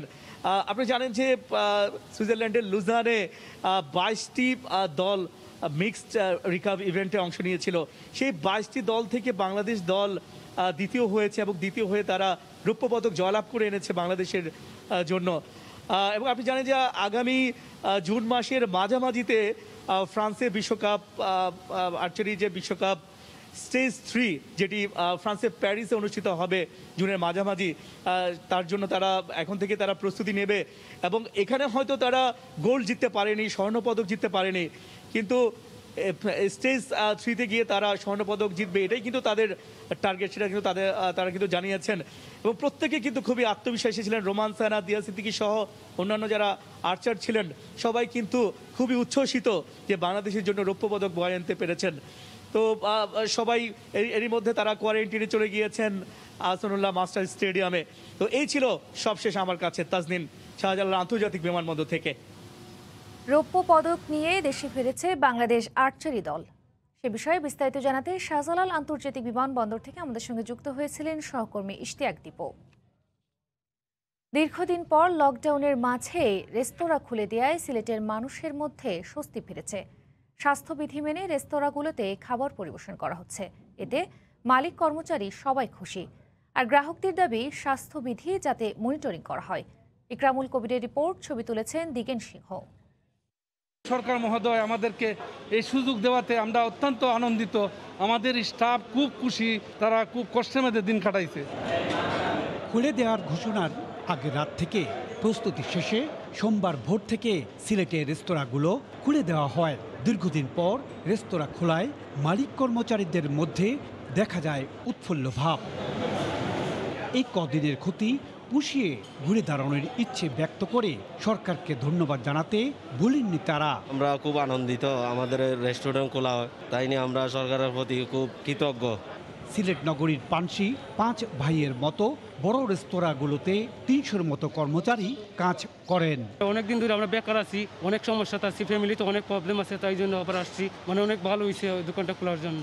স্বাস্থ্যবিধি মেনে সেবা প্রদানের কার্যক্রম চালিয়ে যাওয়ার কথা জানায় কর্তৃপক্ষ। অন্যদিকে সেবা গ্রহীতারা স্বাস্থ্যবিধির বিষয়টি প্রশাসনের নজরদারিতে রাখার দাবি জানান। 2.5 মাস পর চালু করলাম, সামাজিক দূরত্বতা বজায় রেখে চালু করছি। সোশ্যাল ডিস্টেন্সটা কঠোরভাবে মেনটেন করা উচিত এবং প্রশাসনের এই ক্ষেত্রে সবকিছুর মনিটরিং করা উচিত। দ্বিতীয় ধাপে করোনার প্রকোপ বেড়ে যাওয়ায় মার্চ মাসের প্রথম সপ্তাহে দেশের রেস্তোরাঁগুলো বন্ধ করে দেয় সরকার। ইকরামুল কবির, সময় সংবাদ, সিলেট। আলু উৎপাদনের শীর্ষ জেলা মুন্সিগঞ্জে হিমাগারের বাইরে থাকা আলু পচে যাচ্ছে। জ্যৈষ্ঠের প্রচণ্ড গরমে ঘরে থাকা আলুর গোলা খুলতে দেখা যায় এমন পচা আলু। এ বিষয়ে বিস্তারিত জানাতে মুন্সিগঞ্জের টঙ্গিবাড়ি উপজেলার চরছটফটিয়ায় আছেন রিপোর্টার নাসির উদ্দিন উজ্জ্বল। সরাসরি যাব তার কাছে। উজ্জ্বল, কৃষকরা কিন্তু আলু নিয়ে এখন মহা বিপাকে পড়েছেন। আপনি জানেন যে মুন্সিগঞ্জে হচ্ছে আলু উৎপাদনের যে শীর্ষ জেলা কথা আপনি বলেছেন, সেখানে যে হিমাগার রয়েছে সেই হিমাগারগুলোর ধারণ ক্ষমতা 5.5 লাখ মেট্রিক টন, আর এখানে আলু উৎপাদন হয়েছে প্রায় 13 লাখ মেট্রিক টন। কিন্তু এই আলু রাখার ক্ষেত্রে কিন্তু যে সমস্যাটি হয়েছে যে মুন্সিগঞ্জের আলু এবার নানা কারণেই দেরিতে উৎপাদনটা সম্পন্ন হয়েছে, সে কারণে উত্তরাঞ্চলের অনেক আলুতে হিমাগারগুলো ভরে গিয়েছে, যার কারণে মুন্সিগঞ্জের হিমাগারে কিন্তু স্থানীয় কৃষক তেমন আলু সংরক্ষণ করতে পারেননি। তারা কি করেছেন, আপনি যে দেখছেন যে এই যে সামনে যে আলুর স্তূপ, এটি কিন্তু একটা বাড়িতে তারা ঘরের মধ্যে যে কৃষি কর্মকর্তাদের যে নির্দেশনা অনুযায়ী মাচা করে আলু রেখেছেন, কিন্তু সেই আলুর অবস্থা এরকম পরিস্থিতি যে এখানে যে ইব্রাহিম মোল্লা যে তার জমির সব আলু এখানে রেখেছেন, প্রায় 2000 মন আলু এখানে রয়েছে। এই এখন যে আলু তারা এই গোলা খুলছেন, গোলা খুলে দেখছেন যে বেশিরভাগ আলু পচে গেছে। তারা বলছেন যে 2000 মনের মধ্যে 500 মন অন্তত তারা ভালো আলু পাচ্ছেন, আর বাকিটাই কিন্তু নষ্ট হয়ে গেছে। এরকম পরিস্থিতি শুধু ইব্রাহিম মোল্লা নয়, আশপাশের শত শত কৃষকের। আমরা এখন ইব্রাহিম মোল্লার কাছে জানতে চাই যে আপনার এই যে আলু রোপণ করেছিলেন, এখন কি অবস্থা এবং আলু নিয়ে আপনার এই টেনশন, এরকম পরিস্থিতি কেন হলো, একটু যদি আমাদেরকে বলতেন। আলু পচে গেছে। আমি আলু খেতে করছিলাম 2000 মন আলুর মধ্যে মানে ব্যাপী পচে গেছে, মনে করেন 200 মন আলু পাবো আর সব পচে গেছে। খেতে করলাম আলু, আমার অবস্থা খুবই খারাপ। আমি যে জায়গা বেচে আলু খেতে করছিলাম, সে আলু 10 লাখ টাকা জায়গা বেচছিলাম, সেই জায়গা বেচে আলু খেতে করছিলাম, মানে সবই শেষ আমার। ধন্যবাদ আপনাকে। তো এখানে আরেকজন কৃষক আছেন, তো আমরা তার কাছে জানতে চাইবো যে এই যে আলু পচে যাচ্ছে, আপনারা কৃষি বিভাগ থেকে কি সহায়তা পাচ্ছেন, একটু যদি আমাদেরকে জানাতেন। আসসালামু আলাইকুম। আমরা কৃষি মানুষ, আমরা সবসময় গৃহস্থী করেছি। এবছর আমরা যা খেতি করছি, ঈশ্বরে আলু আমরা থিতে পারি নাই। এবার আমাদের বিক্রমপুর আলু লামিদিকে আলু থিতে পারি নাই। আলু আমরা বাড়িতে রাখছি, বাড়িতে মাচা করে রাখছি। এখন আলু আমাদের সব পচে গেছে গা। আলু অর্ধেকও টিকে না, কোনো কোনো গোলায় 4 ইঞ্চি টিকে, কোনো কোনো গোলায় অর্ধেক টিকে। আলু রাখার মতো কোনো সিস্টেম না। আলু কৃষি বিভাগের ব্যাপারে আপনাদের আর কৃষি বিভাগ আমাদের কোনো আসে না, এরা কোনো আমাকে সাজেশন দেয় না, খোঁজ খবর নেয় না এবং সাজেশন দেয় না। এরা যে এইভাবে আলু রাখেন, এইভাবে করেন, বাইরে দেয় না। তবে আমাদের আরো সন্দেহ আছে যে এই যে ড্যাপ শ্বাস আমরা ব্যবহার করছি, এই ড্যাপ শ্বাসের থেকে হইলো কিনা, এটাও আমার সাথে সন্দেহ। ধন্যবাদ আপনাকে। তো এইখানে যে কৃষক যারা আছেন, এদের অনেকেই কিন্তু আশপাশে এখানে অবস্থান করছেন এবং ব্যাপারীরা আছে এবং পাইকার যারা আলু কিনে তারা বিক্রি করেন। এবং একজন পাইকার আছেন হাবিবুর রহমান, তিনি বলছিলেন যে আলুর যে আলু নিয়ে কৃষকের কি মরণ পরিস্থিতিমান, তারা যে দিশেহারা অবস্থার মধ্যে আছে। একটু আমরা জানতে চাই যে আলুর এই অবস্থায় বাজার এত কমে গেল কেন, এখন বাজার কি অবস্থা, আপনি একটু বলতেন। বাজার তো এখন কম, ঠিক আছে। আলু মনে করেন এই যে পাঠাই বেচতে পারে না, ঠিক আছে। মোকামে আলু পাঠাইলে এখান থেকে পাঠাইলে পচা, ওইখানে পাঠাইলেও পচা, ঠিক আছে। আলু মোকামে বেচতেই পারি না, আলু টিকতে আছে না। এখানে মনে করেন এই যে আলু অনেক আলু মাইপা নিতেছি, সব পচে যাইতেছে। গোলায় যে কোনো গোলায় ভাঙতাছি, আলু পচতাছে। যখন মানে যে কোনো গোলায় গেলে এই অবস্থা। ধন্যবাদ আপনাকে। তো যেই বিষয়টি তারা বলছিলেন যে জ্যৈষ্ঠের যে প্রখর দাবদাহ, এই দাবদাহের কারণে কিন্তু এই গরমে যে আলু, সেই আলু তারা এখানে রক্ষা করতে পারছেন না। তারা বলছিলেন যে অন্যান্য বছরও তারা এইভাবে আলু রাখেন, কিন্তু সেই আলুটি কিন্তু এরকম ভাবে পচে যায় না, কিন্তু এবার এত বেশি গরম, সে কারণে এই সমস্যাটি হয়েছে। এবং কি আমরা কিছুক্ষণ আগে জেলা কৃষি সম্প্রসারণ অধিদপ্তরের অতিরিক্ত উপপরিচালকের সঙ্গে কথা বলেছি। তিনি বলছিলেন যে স্থানীয়ভাবে যে পরামর্শটা তাদের দেওয়া হয়, সেটা কিন্তু এই আলুগুলো 2 ফুট উচ্চতা করে রাখবার কথা, কিন্তু তারা রাখছেন 4 ফুট। কিন্তু এখানকার কৃষকরা বলছেন যে এই বিষয়টি তারা জানতেন না, এবং স্থানীয় যে উপবিভাগীয় কৃষি কর্মকর্তা, যিনি মাঠ কর্মী, কৃষকের ঘরে ঘরে গিয়ে তাদের খোঁজ খবর নেওয়ার কথা, সেটি কিন্তু তারা নেননি বলে তারা অভিযোগ করছেন। তো এই ছিল মুন্সিগঞ্জের আলুর সর্বশেষ। তাজদিন। মুন্সিগঞ্জের টঙ্গীবাড়ি উপজেলার চরছটফটিয়া থেকে আমাদের সঙ্গে যুক্ত ছিলেন সহকর্মী নাসিরউদ্দিন উজ্জ্বল। দেশজুড়ে দূরপাল্লায় চলাচলে শিথিলতা আসায় এবছর আমের ভালো ব্যবসা নিয়ে আশায় বুক বেঁধেছিলেন চাঁপাইনবাবগঞ্জের ব্যবসায়ীরা। কিন্তু জেলার করোনা পরিস্থিতির চরম অবনতিতে স্থানীয় প্রশাসন মঙ্গলবার থেকে 1 সপ্তাহের বিশেষ লকডাউন দেয় আবারও বড় ধরনের লোকসানের শঙ্কা ব্যবসায়ী সংগঠনগুলোর।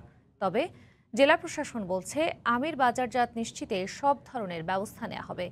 রাকিবুল হাসানের রিপোর্ট, ছবি তুলেছেন হাবিবুর রহমান পাপ্পু। চাঁপাইনবাবগঞ্জের বাগানগুলোতে দোল খাচ্ছে পরিপক্ক বাহারি জাতের সব সুস্বাদু আম। চলতি মাসের শেষেই 34,000 হেক্টরের আম বাগান থেকে নামতে শুরু করবে গোপালভোগ, হিমসাগরের মতো জনপ্রিয় জাতের আম। ইতোমধ্যে ব্যবসায়ীরা আমের বিপণনে আড়তঘর তৈরি সহ নিয়েছেন নানা প্রস্তুতি। তবে জেলায় করোনা সংক্রমণের হার 50 ভাগের বেশি হওয়ায় মঙ্গলবার থেকে প্রশাসনের 7 দিনের বিশেষ লকডাউনের ঘোষণায় আমের বেচাকেনা নিয়ে উদ্বেগে ব্যবসায়ীরা। আবার সরকার লকডাউন দিয়ে দিল, আমরা কি করবো? গাড়ি ঘোড়া চলতে আম বেচতে পারবো না, গাড়ি ঘোড়া বন্ধ, আমরা আম প্রসেসিং করে পাঠাতে পারছি না। তারপরে তো আপনার এই যে ঝড় নিয়ে আমরা অনেক আতঙ্কিত। খুবই খারাপ ব্যবসা বাণিজ্য, হ্যাঁ, আমের দামও অত নাই এবারকার। চলতি মৌসুমে তীব্র খরায় গুটিতেই ঝরেছে 30% আম। এখন বিশেষ লকডাউনে আমের সঠিক বিপণন ব্যবস্থা করতে না পারলে মৌসুমের হাজার কোটি টাকার ব্যবসা নিয়ে শঙ্কায় চেম্বার অব কমার্স ও আম ব্যবসায়ী সংগঠনের নেতারা।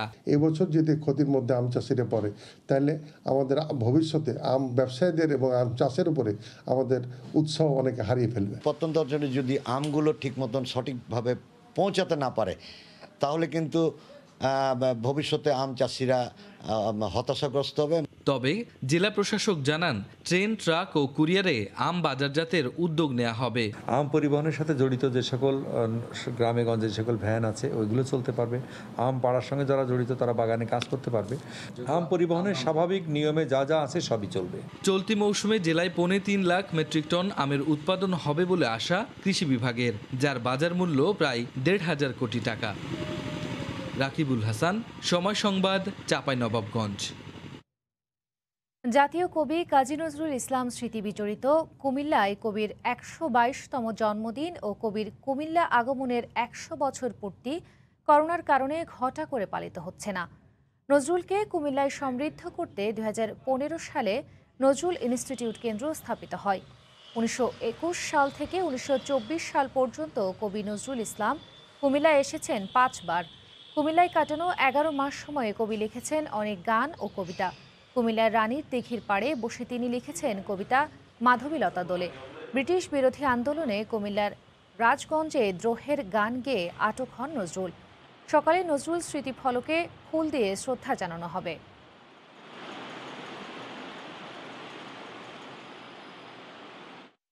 বাচ্চারা খুব মন খারাপ করছে, দীর্ঘদিন ওদের ক্লাস বন্ধ। এই করোনা ভাইরাসের এই প্রাদুর্ভাব চলে গেলে আমরা আশা করছি খুব শীঘ্রই বাচ্চাদের আবার এই উৎসবমুখর পরিবেশে ক্লাস, ইনস্টিটিউটের প্রাঙ্গণে ওদের দৌড়ঝাঁপ, আনন্দময় একটি পরিবেশ আবার ফিরে আসবে। নজরুল চর্চা এবং গবেষণায় নতুন নতুন দ্বার উন্মোচন হচ্ছে ময়মনসিংহের ত্রিশালের জাতীয় কবি কাজী নজরুল ইসলাম বিশ্ববিদ্যালয়ে।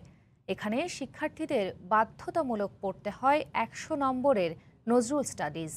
এছাড়াও ইনস্টিটিউট অব নজরুল স্টাডিজ থেকে শিক্ষা ও গবেষণা কার্যক্রমের পাশাপাশি এমফিল ও পিএইচডি ডিগ্রি প্রদান কার্যক্রমও শুরু করেছেন বলে জানালেন বিশ্ববিদ্যালয়ের উপাচার্য। তবে প্রত্যাশা পূরণ করতে পারছে না নজরুল স্মৃতিকেন্দ্র দুটি। হোসেন আলীর ক্যামেরায় হারুনুর রশিদের রিপোর্ট। ছেলেবেলায় ত্রিশালের শুকনিবিলের পারে যে বটতলায় বসে বাঁশি বাজাতেন কবি নজরুল, সেখানেই 2006 সালে প্রতিষ্ঠা করা হয় কবির নামে বিশ্ববিদ্যালয়। দেশের বিভিন্ন প্রান্ত থেকে শিক্ষার্থীরা পড়তে আসেন বিদ্রোহী কবির স্মৃতি বিজড়িত এই বিশ্ববিদ্যালয়ে। কবি নজরুলকে ঘিরেই আবর্তিত হয় এই বিশ্ববিদ্যালয়ের যাবতীয় কার্যক্রম। এখানে সকল বিভাগের শিক্ষার্থীদের বাধ্যতামূলক পড়তে হয় 100 নম্বরের কোর্স নজরুল স্টাডিজ। এছাড়া নজরুলের গান, কবিতা ও নাটকেরও চর্চা চলে নিয়মিত। এই কোর্সটি পড়ানোর মাধ্যমে আমাদের সকল শিক্ষার্থীরা নজরুলের সম্পর্কে একটি বাস্তব জ্ঞান তারা লাভ করেন। নজরুলের লিখিত নাটকের বাইরে গিয়েও বিভিন্ন নাট্য আঙ্গিকে নজরুলের জীবন ও কর্ম নিয়েও নাটক হয় এখানে। নজরুলের স্মৃতিধন্য ত্রিশালের কাজীর শিমলার দারোগা বাড়ি ও বিচ্যুতিয়া ব্যাপারী বাড়ির আঙিনায় 2008 সালে দুটি নজরুল স্মৃতিকেন্দ্র স্থাপিত হলেও তা প্রত্যাশা পূরণ করতে পারেনি দর্শনার্থীদের। কবির ব্যবহার্য জিনিসপত্র যে প্রথম থেকে 1-2টা ছিল সেইগুলোই আছে। নজরুলের বিভিন্ন গান বাজনা এগুলার এখানে একটা প্ল্যাটফর্ম তৈরি হইতে পারতো। নজরুলের পোর্ট্রেট সেগুলো আনার কথা ছিল, সেগুলো আমরা কাজ করে যাচ্ছি, সেগুলো আশা করি আমরা করতে পারবো এবং দর্শনার্থীদের চাহিদাও এতে অনেকটা পূরণ হয়ে যাবে। বিশ্ববিদ্যালয়ের উপাচার্য জানান, এখানে কবি নজরুলকে নিয়ে গবেষণা কার্যক্রম শুরু হয়েছে। গবেষণার জন্য শিক্ষক শিক্ষার্থীদের আর্থিক সহায়তাও দেয়া হচ্ছে। রিসার্চ প্রজেক্ট, শিক্ষক ছাত্রছাত্রী তারা বিভিন্ন প্রজেক্ট সাবমিট করছে এবং প্রতি বছর আমরা বেশ ভালো অঙ্কের টাকা অনুদান দিচ্ছি গবেষণার জন্য। সো কবির বিভিন্ন দিক দিয়ে তার কাজের একটা ভালো কাজ হচ্ছে, গবেষণা হচ্ছে। তবে করোনা মহামারীর কারণে এবারও নজরুল জন্মজয়ন্তীর অনুষ্ঠান না হওয়ায় দরিরামপুর নজরুল একাডেমির নজরুল মঞ্চটি পড়ে আছে অযত্নে আর অবহেলায়। হারুনুর রশিদ, সময় সংবাদ, ময়মনসিংহ। সিরাজগঞ্জে ভোর থেকে জেলার বিভিন্ন উপজেলা থেকে উৎপাদিত সবজি নিয়ে আড়তে আসেন কৃষকরা। জেলার সবচেয়ে বড় পাইকারি সবজির বাজার পৌর পাইকারির সবজির আড়ত এই সব ধরনের টাটকা সবজি পাওয়া যায়। এ বিষয়ে বিস্তারিত জানাতে আমাদের সাথে যোগ দিচ্ছেন রিপোর্টার রিঙ্কু কুন্ডু। সরাসরি যাব তার কাছে। রিঙ্কু। ধন্যবাদ তাজদিন। আসলে ভোর থেকে সিরাজগঞ্জের সবচেয়ে বড় পৌর পাইকারি সবজির আড়তে ক্রেতা বিক্রেতার হাকডাকে কিন্তু মুখরিত হয়ে উঠেছে। আমরা এখন আছি সেই আড়তে এবং আমরা দেখছি যে জেলার বিভিন্ন উপজেলায় উৎপাদিত নানা ধরনের টাটকা সবজি নিয়ে কিন্তু কৃষকেরা এই আড়তে আসছে এবং বেচা কিনাও বেশ ভালোই জমে উঠেছে। আমরা যেটি দেখছি যে আজকে কিন্তু গত সপ্তাহ থেকে সব ধরনের সবজিতে কিন্তু দাম অনেকটাই কমেছে বলে জানিয়েছে আড়তদাররা। আমরা গত সপ্তাহ থেকে প্রতিটি সবজিতে কিন্তু এই পাইকারি দাম 10 থেকে 15 টাকা পর্যন্ত কমেছে। আমরা দেখছি যে বিভিন্ন রকমের লেবু কিন্তু এখানে উঠেছে এবং এই লেবুগুলো কিন্তু সিরাজগঞ্জের বিভিন্ন উপজেলা সহ টাঙ্গাইলেরও কিছু লেবু এখানে রয়েছে এবং বেচা কিনাও সকাল থেকে আমরা দেখছি যে বেশ ভালো এবং বিভিন্ন হাট বাজারে যারা খুচরা বিক্রেতারা যারা আছে তারা বিভিন্ন হাট বাজারে খুচরা বিক্রি করে থাকেন, তারা কিন্তু এখান থেকে পাইকারি দামে সবজি কিনে নিয়ে বিভিন্ন হাট বাজারে তারা খুচরা দামে বিক্রি করে থাকেন। আমি যদি আজকে আপনাকে দাম যদি একটু জানাতে চাই, আজকে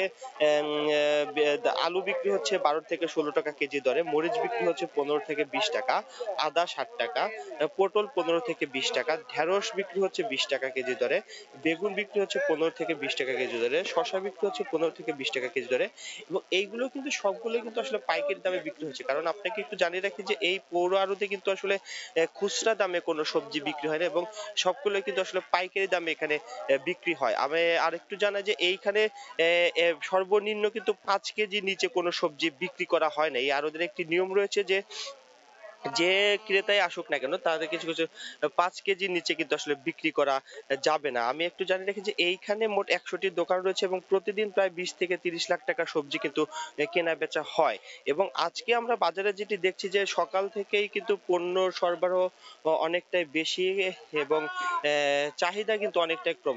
বিক্রেতারা যেটি বলছে অর্থাৎ আড়তদাররা যেটি আমাদেরকে জানিয়েছে যে ঈদের পরে মানুষের আসলে এই চাহিদাটা অনেক কমে গেছে সবজির, যে কারণে সরবরাহ কিন্তু আসলে বেড়েছে, সবজি সব ধরনের সরবরাহ বেড়েছে এবং যে কারণে এই সবজির দাম কিন্তু অনেকটাই কমে গেছে বলে জানিয়েছে আড়তদাররা। আমি একটু কথা বলতে চাই এই সিরাজগঞ্জের পৌর পাইকারি সবজির আড়তের একজন আড়তদারের সাথে। আপনি আমাদেরকে একটু জানাবেন যে আজকের আসলে সবজির বাজার কেমন এবং আপনাদের সবজির সরবরাহ কেমন এবং দামটা কেমন আজকে?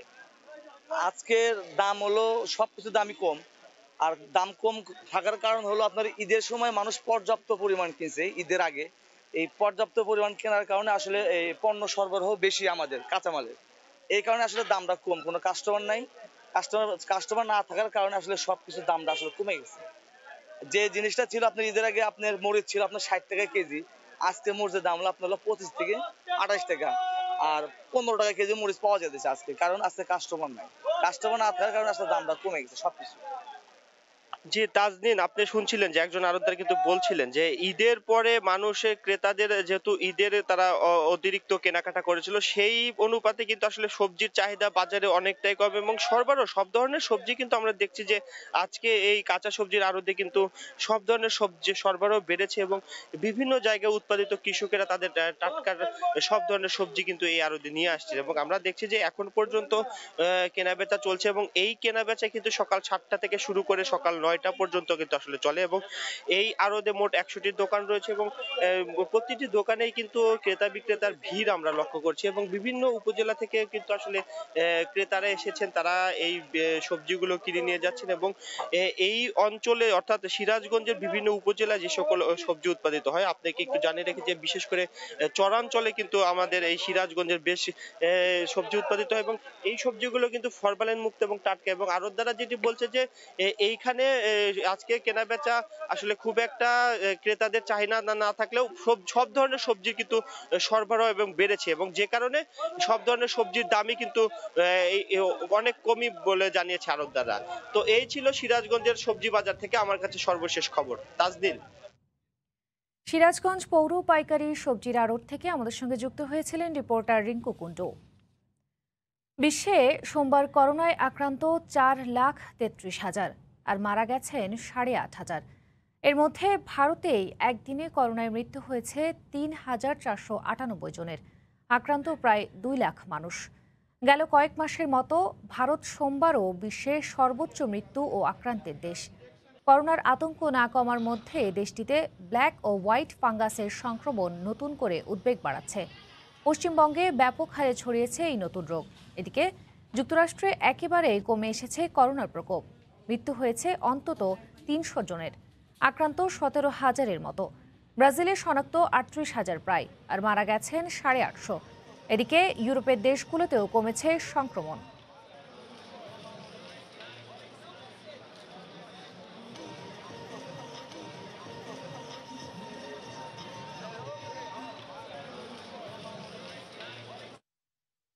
মাত্র ১ মিনিটেই করোনা ভাইরাস শনাক্ত করা যাবে। সিঙ্গাপুরে চালু করা হয়েছে এমনই ব্যবস্থা। সাময়িকভাবে এই পরীক্ষার অনুমোদন দিয়েছে দেশটির কর্তৃপক্ষ। কোনো ব্যক্তি করোনা ভাইরাসে আক্রান্ত কিনা শ্বাসযন্ত্রের মাধ্যমে পরীক্ষায় সেটি শনাক্ত করা সম্ভব হচ্ছে খুব সহজেই, যা ৯০% পর্যন্ত কার্যকর আর খরচও খুবই কম। ২০২০ সালে বিশ্বে বিভিন্ন দেশে করোনা ছড়িয়ে পড়ার পর থেকেই এর টেস্ট নিয়ে নানা জটিলতা দেখা দেয়। করোনার নমুনা পরীক্ষা করে ফলাফল পেতে ১ থেকে ২ দিন অপেক্ষাও করতে হয়েছে। এছাড়া কিট সংকটের খবরও শিরোনাম হয়েছে একাধিকবার। এবার ৬০ সেকেন্ডেই করোনা পরীক্ষার প্রযুক্তি আবিষ্কার করেছে সিঙ্গাপুর। করোনা শনাক্তে একই ধরনের পরীক্ষা এরই মধ্যে চালু করেছে ইন্দোনেশিয়া, মালয়েশিয়া ও নেদারল্যান্ডসও। সৈয়দ ইফতেখার, সময় সংবাদ। ৫ দেশকে লাল তালিকাভুক্ত করে ওইসব দেশের নাগরিকদের বাহরাইনে ভ্রমণ নিষেধাজ্ঞা দিয়েছে দেশটির সরকার।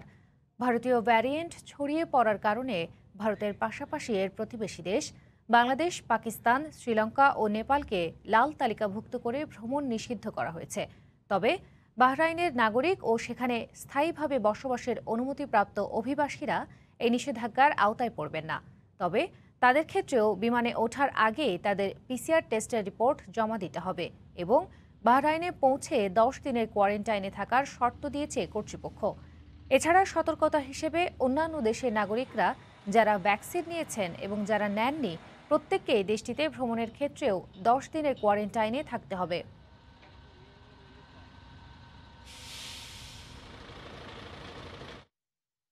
ডেঙ্গু, জিকা ভাইরাস সহ নানা ধরনের রোগবালাই রুখতে যুক্তরাষ্ট্রের ফ্লোরিডায় ছাড়া হয়েছে বিশেষ প্রজাতির মশা।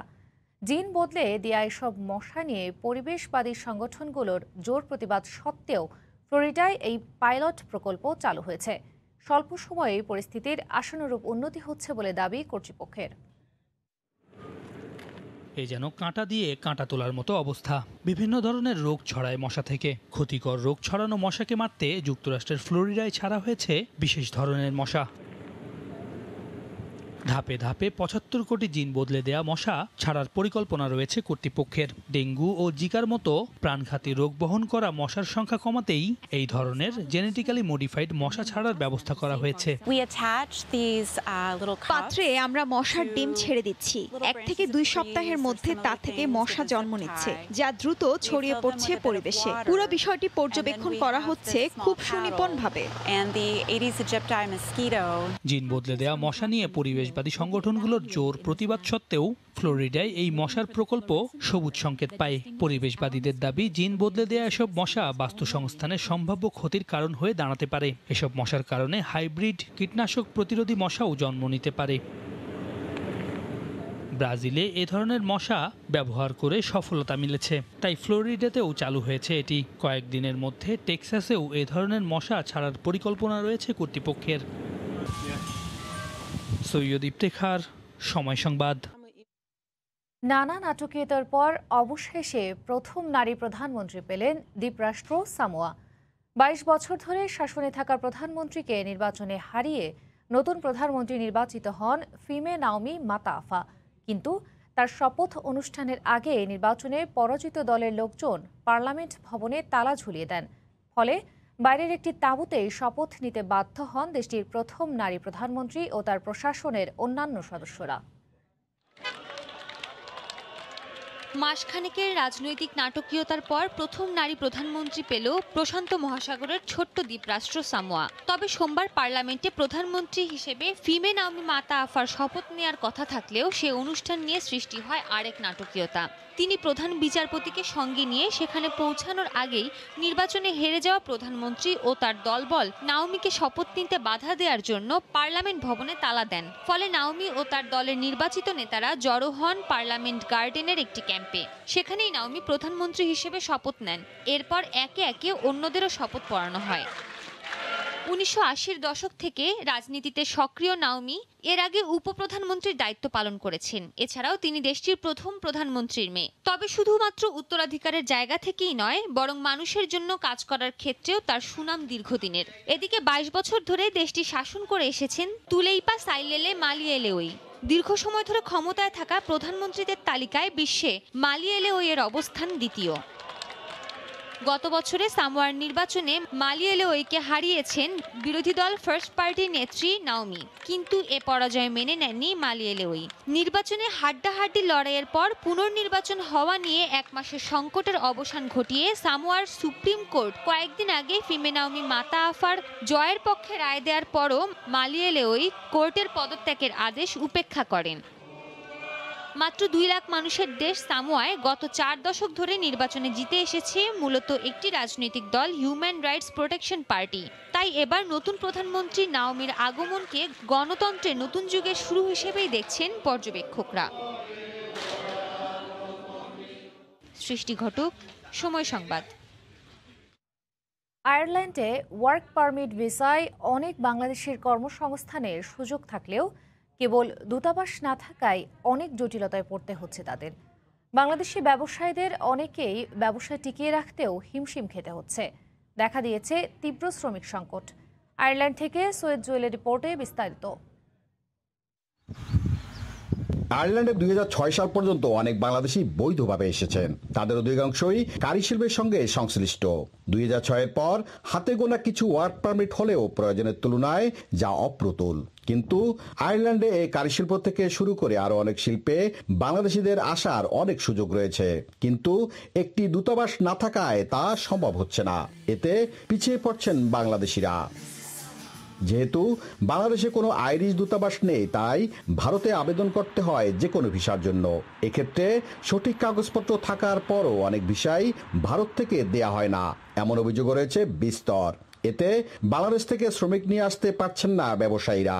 দিন যতই যাচ্ছে তাদের ব্যবসা নিয়ে ততই চিন্তিত তারা। 2005-06 পর্যন্ত আমাদের এখানে ওয়ার্ক পারমিট হতো, ভিসা হতো, আমাদের স্টাফের কোনো সমস্যা ছিল না।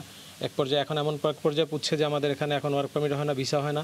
আর সেহেতু কারণে আমরা স্টাফ সংকটে এমন এক পর্যায়ে পুচ্ছি, আমরা কাজ করতে নিজেরা কাজ করার পর রেস্টুরেন্ট পরিচালনা করতে পারতেছি না, ব্যবসা পরিচালনা করতে পারতেছি না। ওয়ার্ক পারমিটের জন্য অ্যাপ্লাই করছি বারবার। ইন্ডিয়ায় সব কাগজপত্র আমরা সুষ্ঠুভাবে এবং সঠিকভাবে দেওয়ার পরেও তারা বারবার আমাদের ওয়ার্ক পারমিটগুলো রিফিউজ করে দেয়। তাই আমরা এখানে একটা এম্বাসি অথবা একটা কনসুলেট অফিস সেটার জন্য বাংলাদেশ সরকারের কাছে আকুল আবেদন জানাচ্ছি। এটা যদি হয় তাহলে আমরা অনেক বাংলাদেশি মানুষ এদেশে নিয়ে আসতে পারবো আশা করি। আয়ারল্যান্ডে বসবাসরত বাংলাদেশিদের সবচেয়ে সম্ভাবনার এই কারিশিল্প খাতে এখনো কাজ করছেন কয়েকশো বাংলাদেশি, যা প্রয়োজনের তুলনায় অনেক কম। আয়ারল্যান্ডে একটি বাংলাদেশ দূতাবাস হলে ওয়ার্ক পারমিট ভিসায় প্রতি বছর অনেক বাংলাদেশিদের এখানে আসার সুযোগ সৃষ্টি হতো। এতে করে অর্থনৈতিকভাবে আরও এগিয়ে যেত বাংলাদেশ। আর তাই বাংলাদেশ সরকারের কাছে একটি দূতাবাস নির্মাণের দাবি জানিয়েছেন এখানের প্রবাসী বাংলাদেশিরা। আয়ারল্যান্ড থেকে সৈয়দ জুয়েল, সময় সংবাদ। সামাজিক যোগাযোগ মাধ্যম ফেসবুক বিশ্বের সবচেয়ে জনপ্রিয় সোশ্যাল সাইট। যোগাযোগ ও তথ্য বিনিময়ের এই মাধ্যম এখন সংবাদেরও বড় উৎস হয়ে দাঁড়িয়েছে। বলা হচ্ছে ফেসবুক হতে পারে আগামী দিনের মূলধারার গণমাধ্যমের প্রধানতম প্রতিদ্বন্দ্বী। কর্তৃপক্ষ তাদের বিস্তৃতিতে সংবাদ পরিবেশনের ওপরই আরও গুরুত্ব দিচ্ছে। যুক্তরাষ্ট্রের ক্যালিফোর্নিয়ার মেনলো পার্কের ফেসবুক কার্যালয় ঘুরে এসে সহকর্মী লস্কর আল মামুনের রিপোর্ট। গণমাধ্যমের জন্য সামাজিক যোগাযোগ মাধ্যম এখন কতটা হুমকি তা নিয়ে গবেষণা চলছে ঢের। অনেক খবরই এখন গণমাধ্যমে আসার আগেই চলে যায় সোশ্যাল সাইটগুলোতে। তবে সেক্ষেত্রে রয়েছে সঠিক তথ্যের অভাব। কিছু সঠিক তথ্যের পাশাপাশি সামাজিক যোগাযোগ মাধ্যমে আমরা পাই অনেকাংশেই অসত্য তথ্য, যা সৃষ্টি করে বিভ্রান্তি। এ অবস্থায় ফেসবুক তাদের ফিচারের সংবাদের বিস্তৃতি বাড়াচ্ছে, যা কার্যকর হলে মূলধারার গণমাধ্যমের জন্য একটি চ্যালেঞ্জ হয়ে দাঁড়াবে। তাই আরও দায়িত্বশীল হওয়ার পরামর্শ মেইনস্ট্রিম মিডিয়াগুলোকে। সেই সঙ্গে মেইনস্ট্রিম মিডিয়াগুলো তাদের কন্টেন্ট ফেসবুকে দিয়ে আয় করছে এখন। এ সংখ্যাও আরও বাড়ানোর তাগিদ বিশ্লেষকদের। ফেসবুকের প্রধান কার্যালয় যুক্তরাষ্ট্রের ক্যালিফোর্নিয়ার মেনলো পার্কে। নিরিবিলি এ শহর থেকেই সারা বিশ্ব নিয়ন্ত্রণ করছে মার্ক জাকারবার্গের প্রতিষ্ঠানটি। মার্কিন মূলকে করোনা পরিস্থিতি স্বাভাবিক হওয়ায় এখানে প্রতিদিন ঘুরতে আসেন শত শত মানুষ। পৃথিবীব্যাপী ৩০০ কোটির মতো ফেসবুক ব্যবহারকারী রয়েছেন। ২০০৪ সালের ৪ ফেব্রুয়ারি প্রতিষ্ঠিত হয় ফেসবুক। ক্যালিফোর্নিয়ার পাশাপাশি কানাডা, ব্রিটেন সহ বিশ্বের বড় কয়েকটি দেশে বড় পরিসরে কার্যালয় স্থাপন করেছে তারা। আর ছোট দেশগুলোতেও রয়েছে আঞ্চলিক অফিস। বিশ্বের ১ নম্বর সামাজিক যোগাযোগ মাধ্যম ফেসবুক যেন আমাদের জীবনেরই অংশ। মানুষের মৌলিক তথ্য সেবাদানকারী এই পরম বন্ধুটি ছাড়া যেন আমাদের এক মুহূর্ত চলে না। লস্কর আল মামুন, সময় সংবাদ, ফেসবুক সদর দপ্তর, ওয়ান হ্যাকারওয়ে, মেনলো পার্ক, ক্যালিফোর্নিয়া। বিনোদন জগতের সর্বোচ্চ পুরস্কার অস্কার, এমি, গ্র্যামি সহ নানান বড় আয়োজন পেরিয়ে এবার বিলবোর্ড মিউজিক অ্যাওয়ার্ড 2021-এর মঞ্চে চোখ ধাঁধানো আয়োজনে উপস্থিত বলিউড তারকা প্রিয়াঙ্কা চোপড়া। সঙ্গে ছিলেন তার স্বামী মার্কিন পপ তারকা নিক জোনাস। এই আয়োজনে একটা বড় অংশের আলো কাড়েন তারা। লস অ্যাঞ্জেলেস থেকে লস্কর আল মামুনের রিপোর্ট। সিনেমা দুনিয়ায় প্রিয়াঙ্কা চোপড়ার সফলতা নিয়ে কোনো দ্বিমত নেই। পদকও মিলছে বেশ। কিছুদিন আগে প্রিয়াঙ্কার ডানায় যুক্ত হলো হলিউড রয়্যাল ট্যাগের পালক। এবার যুক্তরাষ্ট্রের লস অ্যাঞ্জেলেসে বিলবোর্ড মিউজিক অ্যাওয়ার্ড 2021 পুরস্কার অনুষ্ঠানে যোগ দিলেন তিনি। সোনালী রঙের থাই হাই স্লিট গাউনে লাল গালিচায় রীতিমতো ঝড় তোলেন প্রিয়াঙ্কা। রোববার মাইক্রোসফট থিয়েটারের রেড কার্পেটে তারকা দম্পতির সাজ ও পোশাকের ছটায় মুগ্ধ অনুরাগীরা। এই পুরস্কারের মঞ্চে উপস্থাপিকা হিসেবে হাজির হয়েছিলেন প্রিয়াঙ্কা। ইতিমধ্যেই নিজের এই দারুণ আউটফিটের ছবি সোশ্যাল মিডিয়ায় শেয়ার করেছেন তিনি। গ্লোবাল আইকন খ্যাত প্রিয়াঙ্কা এখন যুক্তরাষ্ট্রের পুত্রবধূও। বিলবোর্ড মিউজিক অ্যাওয়ার্ডে তার স্বামী নিক সবুজ প্যান্টের সঙ্গে জ্যাকেট ও শার্টে ধরা দেন। একটি ছবিতে তাদের একে অপরের দিকে তাকিয়ে পোজ দিতে দেখা গেছে। রেড কার্পেটের একাধিক ছবি ও ভিডিও নেট দুনিয়ায় সাড়া ফেলেছে এরই মধ্যে। লস্কর আল মামুন, সময় সংবাদ, লস অ্যাঞ্জেলেস। বুধবার এক বিরল মহাজাগতিক ঘটনার সাক্ষী হতে চলেছেন মহাকাশ প্রেমীরা। চন্দ্রগ্রহণের সঙ্গে সঙ্গে রাতের আকাশে দেখা যাবে সুপার ব্লাড মুন। অন্য 5টা দিনের চেয়ে চাঁদটাকে বেশ কিছুটা বড়ই লাগবে এই দিন। সঙ্গে কালচে লাল একটা আভা থাকবে, যা নিয়ে ব্যাপক আগ্রহের সৃষ্টি হয়েছে। টেস্ট স্ট্যাটাস মিললেও সহসাই সাদা পোশাকের আভিজাত্যের ক্রিকেটে অভিষেক হচ্ছে না টাইগ্রেসদের। দীর্ঘ ফরম্যাটের সঙ্গে জ্যোতি জাহানারাদের মানিয়ে নিতে অন্তত আরও বছর দুয়েক সময় নিতে চায় বিসিবি। তবে কোভিড কালে জট খুলেছে আন্তর্জাতিক ক্রিকেট প্রত্যাবর্তনের। জুলাইয়ে 5 ম্যাচের ওয়ানডে খেলতে বাংলাদেশে আসছে প্রোটিয়া নারী ক্রিকেট দল। বিসিবির নারী উইংয়ের প্রধান শফিউল আলম চৌধুরী নাদেল জানিয়েছেন, কোচ নিয়োগে আপাতত দেশিদের উপরই ভরসা রাখছে বোর্ড। মাহবুব রিমনের রিপোর্ট। সুখবর এসেছিল গেল এপ্রিলে। আইসিসির মর্যাদার এলিট প্যানেলে জায়গা করে নিয়েছেন বাংলার নারীরা। 10 দলের সঙ্গে এবার তারাও নামতে পারবেন সাদা পোশাকের আভিজাত্যের ক্রিকেটে। ছেলেদের পর এবার অপেক্ষাটা নারীদেরও টেস্ট ফরম্যাটে মাঠ মাতানোর। তবে কোভিডকালে সহসাই অবসান হচ্ছে না সেই অপেক্ষার। উল্টো আরও পরিণত করে টাইগ্রেসদের টেস্টে ফেরাতে চায় বিসিবি। তার আগে ঘরোয়া কাঠামোতে আনতে চায় আমূল পরিবর্তন। আমাদেরকে তো লঙ্গার ভার্সন খেলতেই হবে। অন্তত 2টো টুর্নামেন্ট যদি আমরা না করি, তাহলে আমরা টেস্টে যাওয়ার ব্যাপারে বা অন্য দলের সঙ্গে অন্য দেশের সঙ্গে খেলবো সেই চিন্তাভাবনা আমাদের মধ্যে নেই। আমাদের এই পরিস্থিতি থেকে উত্তরণ হোক, কোভিড পরিস্থিতি, তারপরে আমরা হয়তো অন্তত ন্যূনতম 2টা লঙ্গার ভার্সনের টুর্নামেন্ট 2 বছর আমরা করব। তারপরে আমরা অন্য দলের সঙ্গে আমরা খেলতে যাব। তবে বিশ্বকাপ বাছাইয়ের জন্য প্রস্তুতিতে কোনো ঘাটতি রাখতে চায় না ক্রিকেট বোর্ড। আবারও বাঘের ডেরায় আসছেন প্রোটিয়ারা। তবে এবার আর ইমার্জিং দল নয়, আসবে দক্ষিণ আফ্রিকার জাতীয় ক্রিকেট দল। 5 ম্যাচ সিরিজের সবগুলো ম্যাচই হবে সিলেটে। সাউথ আফ্রিকা জুলাইতে আসার ব্যাপারে কথাবার্তা হচ্ছে, তাদের সঙ্গে আমরা প্রস্তাব করেছি 5টি ওডিআই হবে। আমরা রিজার্ভ ডে রাখবো, কারণ ওই সময়টা যেহেতু বৃষ্টির সময় এবং ভেন্যু সম্ভবত সিলেটেই হবে। তো আমরা আশা করছি 2 সপ্তাহের মধ্যেই আমরা আমাদের জাতীয় দলের খেলোয়াড়দেরকে নিয়ে আমরা ক্যাম্প শুরু করব, এবং সেটাও আসলে নির্ভর করবে আগামী 1 সপ্তাহ পরে সিচুয়েশনটা কোন জায়গায় যাচ্ছে। তবে বাস্তবতা মেনে নারীদের কোচ নিয়োগে নেই কোনো সুখবর। তাই তো আপাতত ভরসার নাম দেশি কোচিং স্টাফ। কোভিড পরিস্থিতির কারণে আমার মনে হয় আমাদের এই পরিস্থিতি থেকে উত্তরণ না হওয়া পর্যন্ত আমাদের দেশের যে কোচ যারা এই সময়টায় কাজ করেছেন এবং তাদের কাছ থেকে আমরা আমাদের যে প্রত্যাশা অনুযায়ী আমরা পেয়েছিও, তা আমি মনে করি যে আমরা হয়তো আপাতত তাদেরকে দিয়েই আমাদেরকে চলতে হবে। আর করোনার পরিস্থিতি কিছুটা উন্নতি হলেই নারী ক্রিকেটারদের নিয়ে প্রিমিয়ার লিগও মাঠে ফেরানোর পরিকল্পনার কথা জানান শফিউল আলম নাদিল। মাহবুব রিমন, সময় সংবাদ, ঢাকা। সিরাজগঞ্জের তামাই গ্রামের 3 বোন আর তাদের বাবা ঘরে বসেই গড়ে তুলেছেন ফাস্ট ফুডের ব্যবসা। কে অর্ডার করলে বাড়িতে পৌঁছে দেন পিৎজা, বার্গার, চিকেন ফ্রাই সহ হরেক রকমের খাবার। প্রথম দিকে খুব একটা সাড়া না পেলেও কম দামে মানসম্মত খাবার পাওয়ায় দিন দিন বাড়ছে তাদের খাবারের অর্ডার।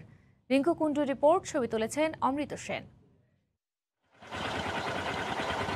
গ্রামের মেঠোপথে খাবারের অর্ডার নিয়ে বাবা আর মেয়ে ছুটছেন হুন্ডায়। গন্তব্য গ্রাহকের বাসা। অর্ডার দিলেই 1 ঘন্টার মধ্যে পৌঁছে যাবে আপনার কাঙ্ক্ষিত খাবার। টিএফসি থেকে খাবার অর্ডার করা হয়।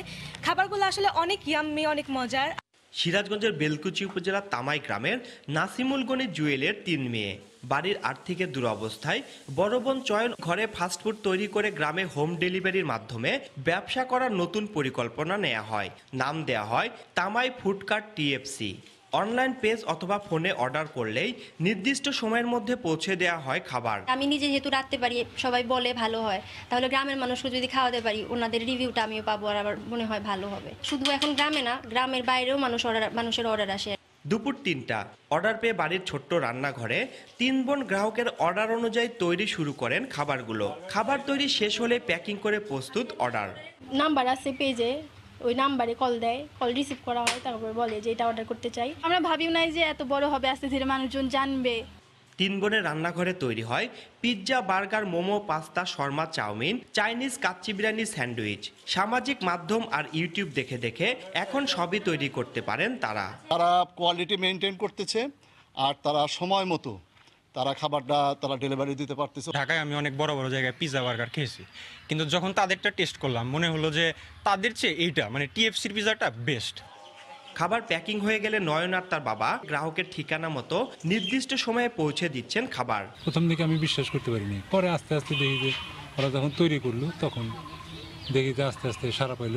সর্বনিম্ন 25 টাকা থেকে শুরু করে সর্বোচ্চ 600 টাকা দামের খাবার বাড়িতে ফ্রি ডেলিভারি দেন তারা। রিঙ্কু কুণ্ডু, সময় সংবাদ, সিরাজগঞ্জ। ভোরের সময় শীর্ষ সংবাদ জানিয়ে দিচ্ছি আরেকবার। চাঁপাইনবাবগঞ্জে সংক্রমণ বাড়ায় আজ থেকে লকডাউন কার্যকর। ভারতীয় ভ্যারিয়েন্টের শঙ্কায় উদ্বিগ্ন স্বাস্থ্য বিভাগ, ভারত ফেরতের কোয়ারেন্টাইন নিশ্চিতের তাগিদ। ঘূর্ণিঝড় ইয়াসের প্রভাবে জোয়ারের পানির উচ্চতা বাড়ায় শঙ্কিত উপকূলবাসী। পশ্চিমবঙ্গ ও ওড়িশায় ঘূর্ণিঝড়ের প্রভাবে প্রবল ঝড় বৃষ্টি। অনলাইনে পণ্যের বিজ্ঞাপন দিয়ে প্রতারণা, 4000 টাকা অগ্রিম নিয়ে গছিয়ে দেয়া হয় 400 টাকার শাড়ি। চক্রের 3 সদস্য গ্রেফতার। অনলাইনে কেনাকাটায় সতর্ক হওয়ার পরামর্শ পুলিশের। ক্যান্সার আক্রান্ত হয়ে বাংলা একাডেমির মহাপরিচালক কবি হাবিবুল্লাহ সিরাজের মৃত্যু। আজ সকাল 10টায় বাংলা একাডেমিতে শ্রদ্ধা নিবেদন শেষে আজিমপুরে দাফন। যেহেতু আরো 2টা ম্যাচ সামনে বাকি আছে, চেষ্টা করব এর ধারাবাহিকতা বজায় রাখার। এবং সিরিজ জয়ের মিশনে মঙ্গলবার মাঠে নামবে বাংলাদেশ ক্রিকেট দল। মিঠুনের বদলে সুযোগ পেতে যাচ্ছেন মোসাদ্দেক। সমতায় ফিরতে মরিয়া শ্রীলঙ্কা।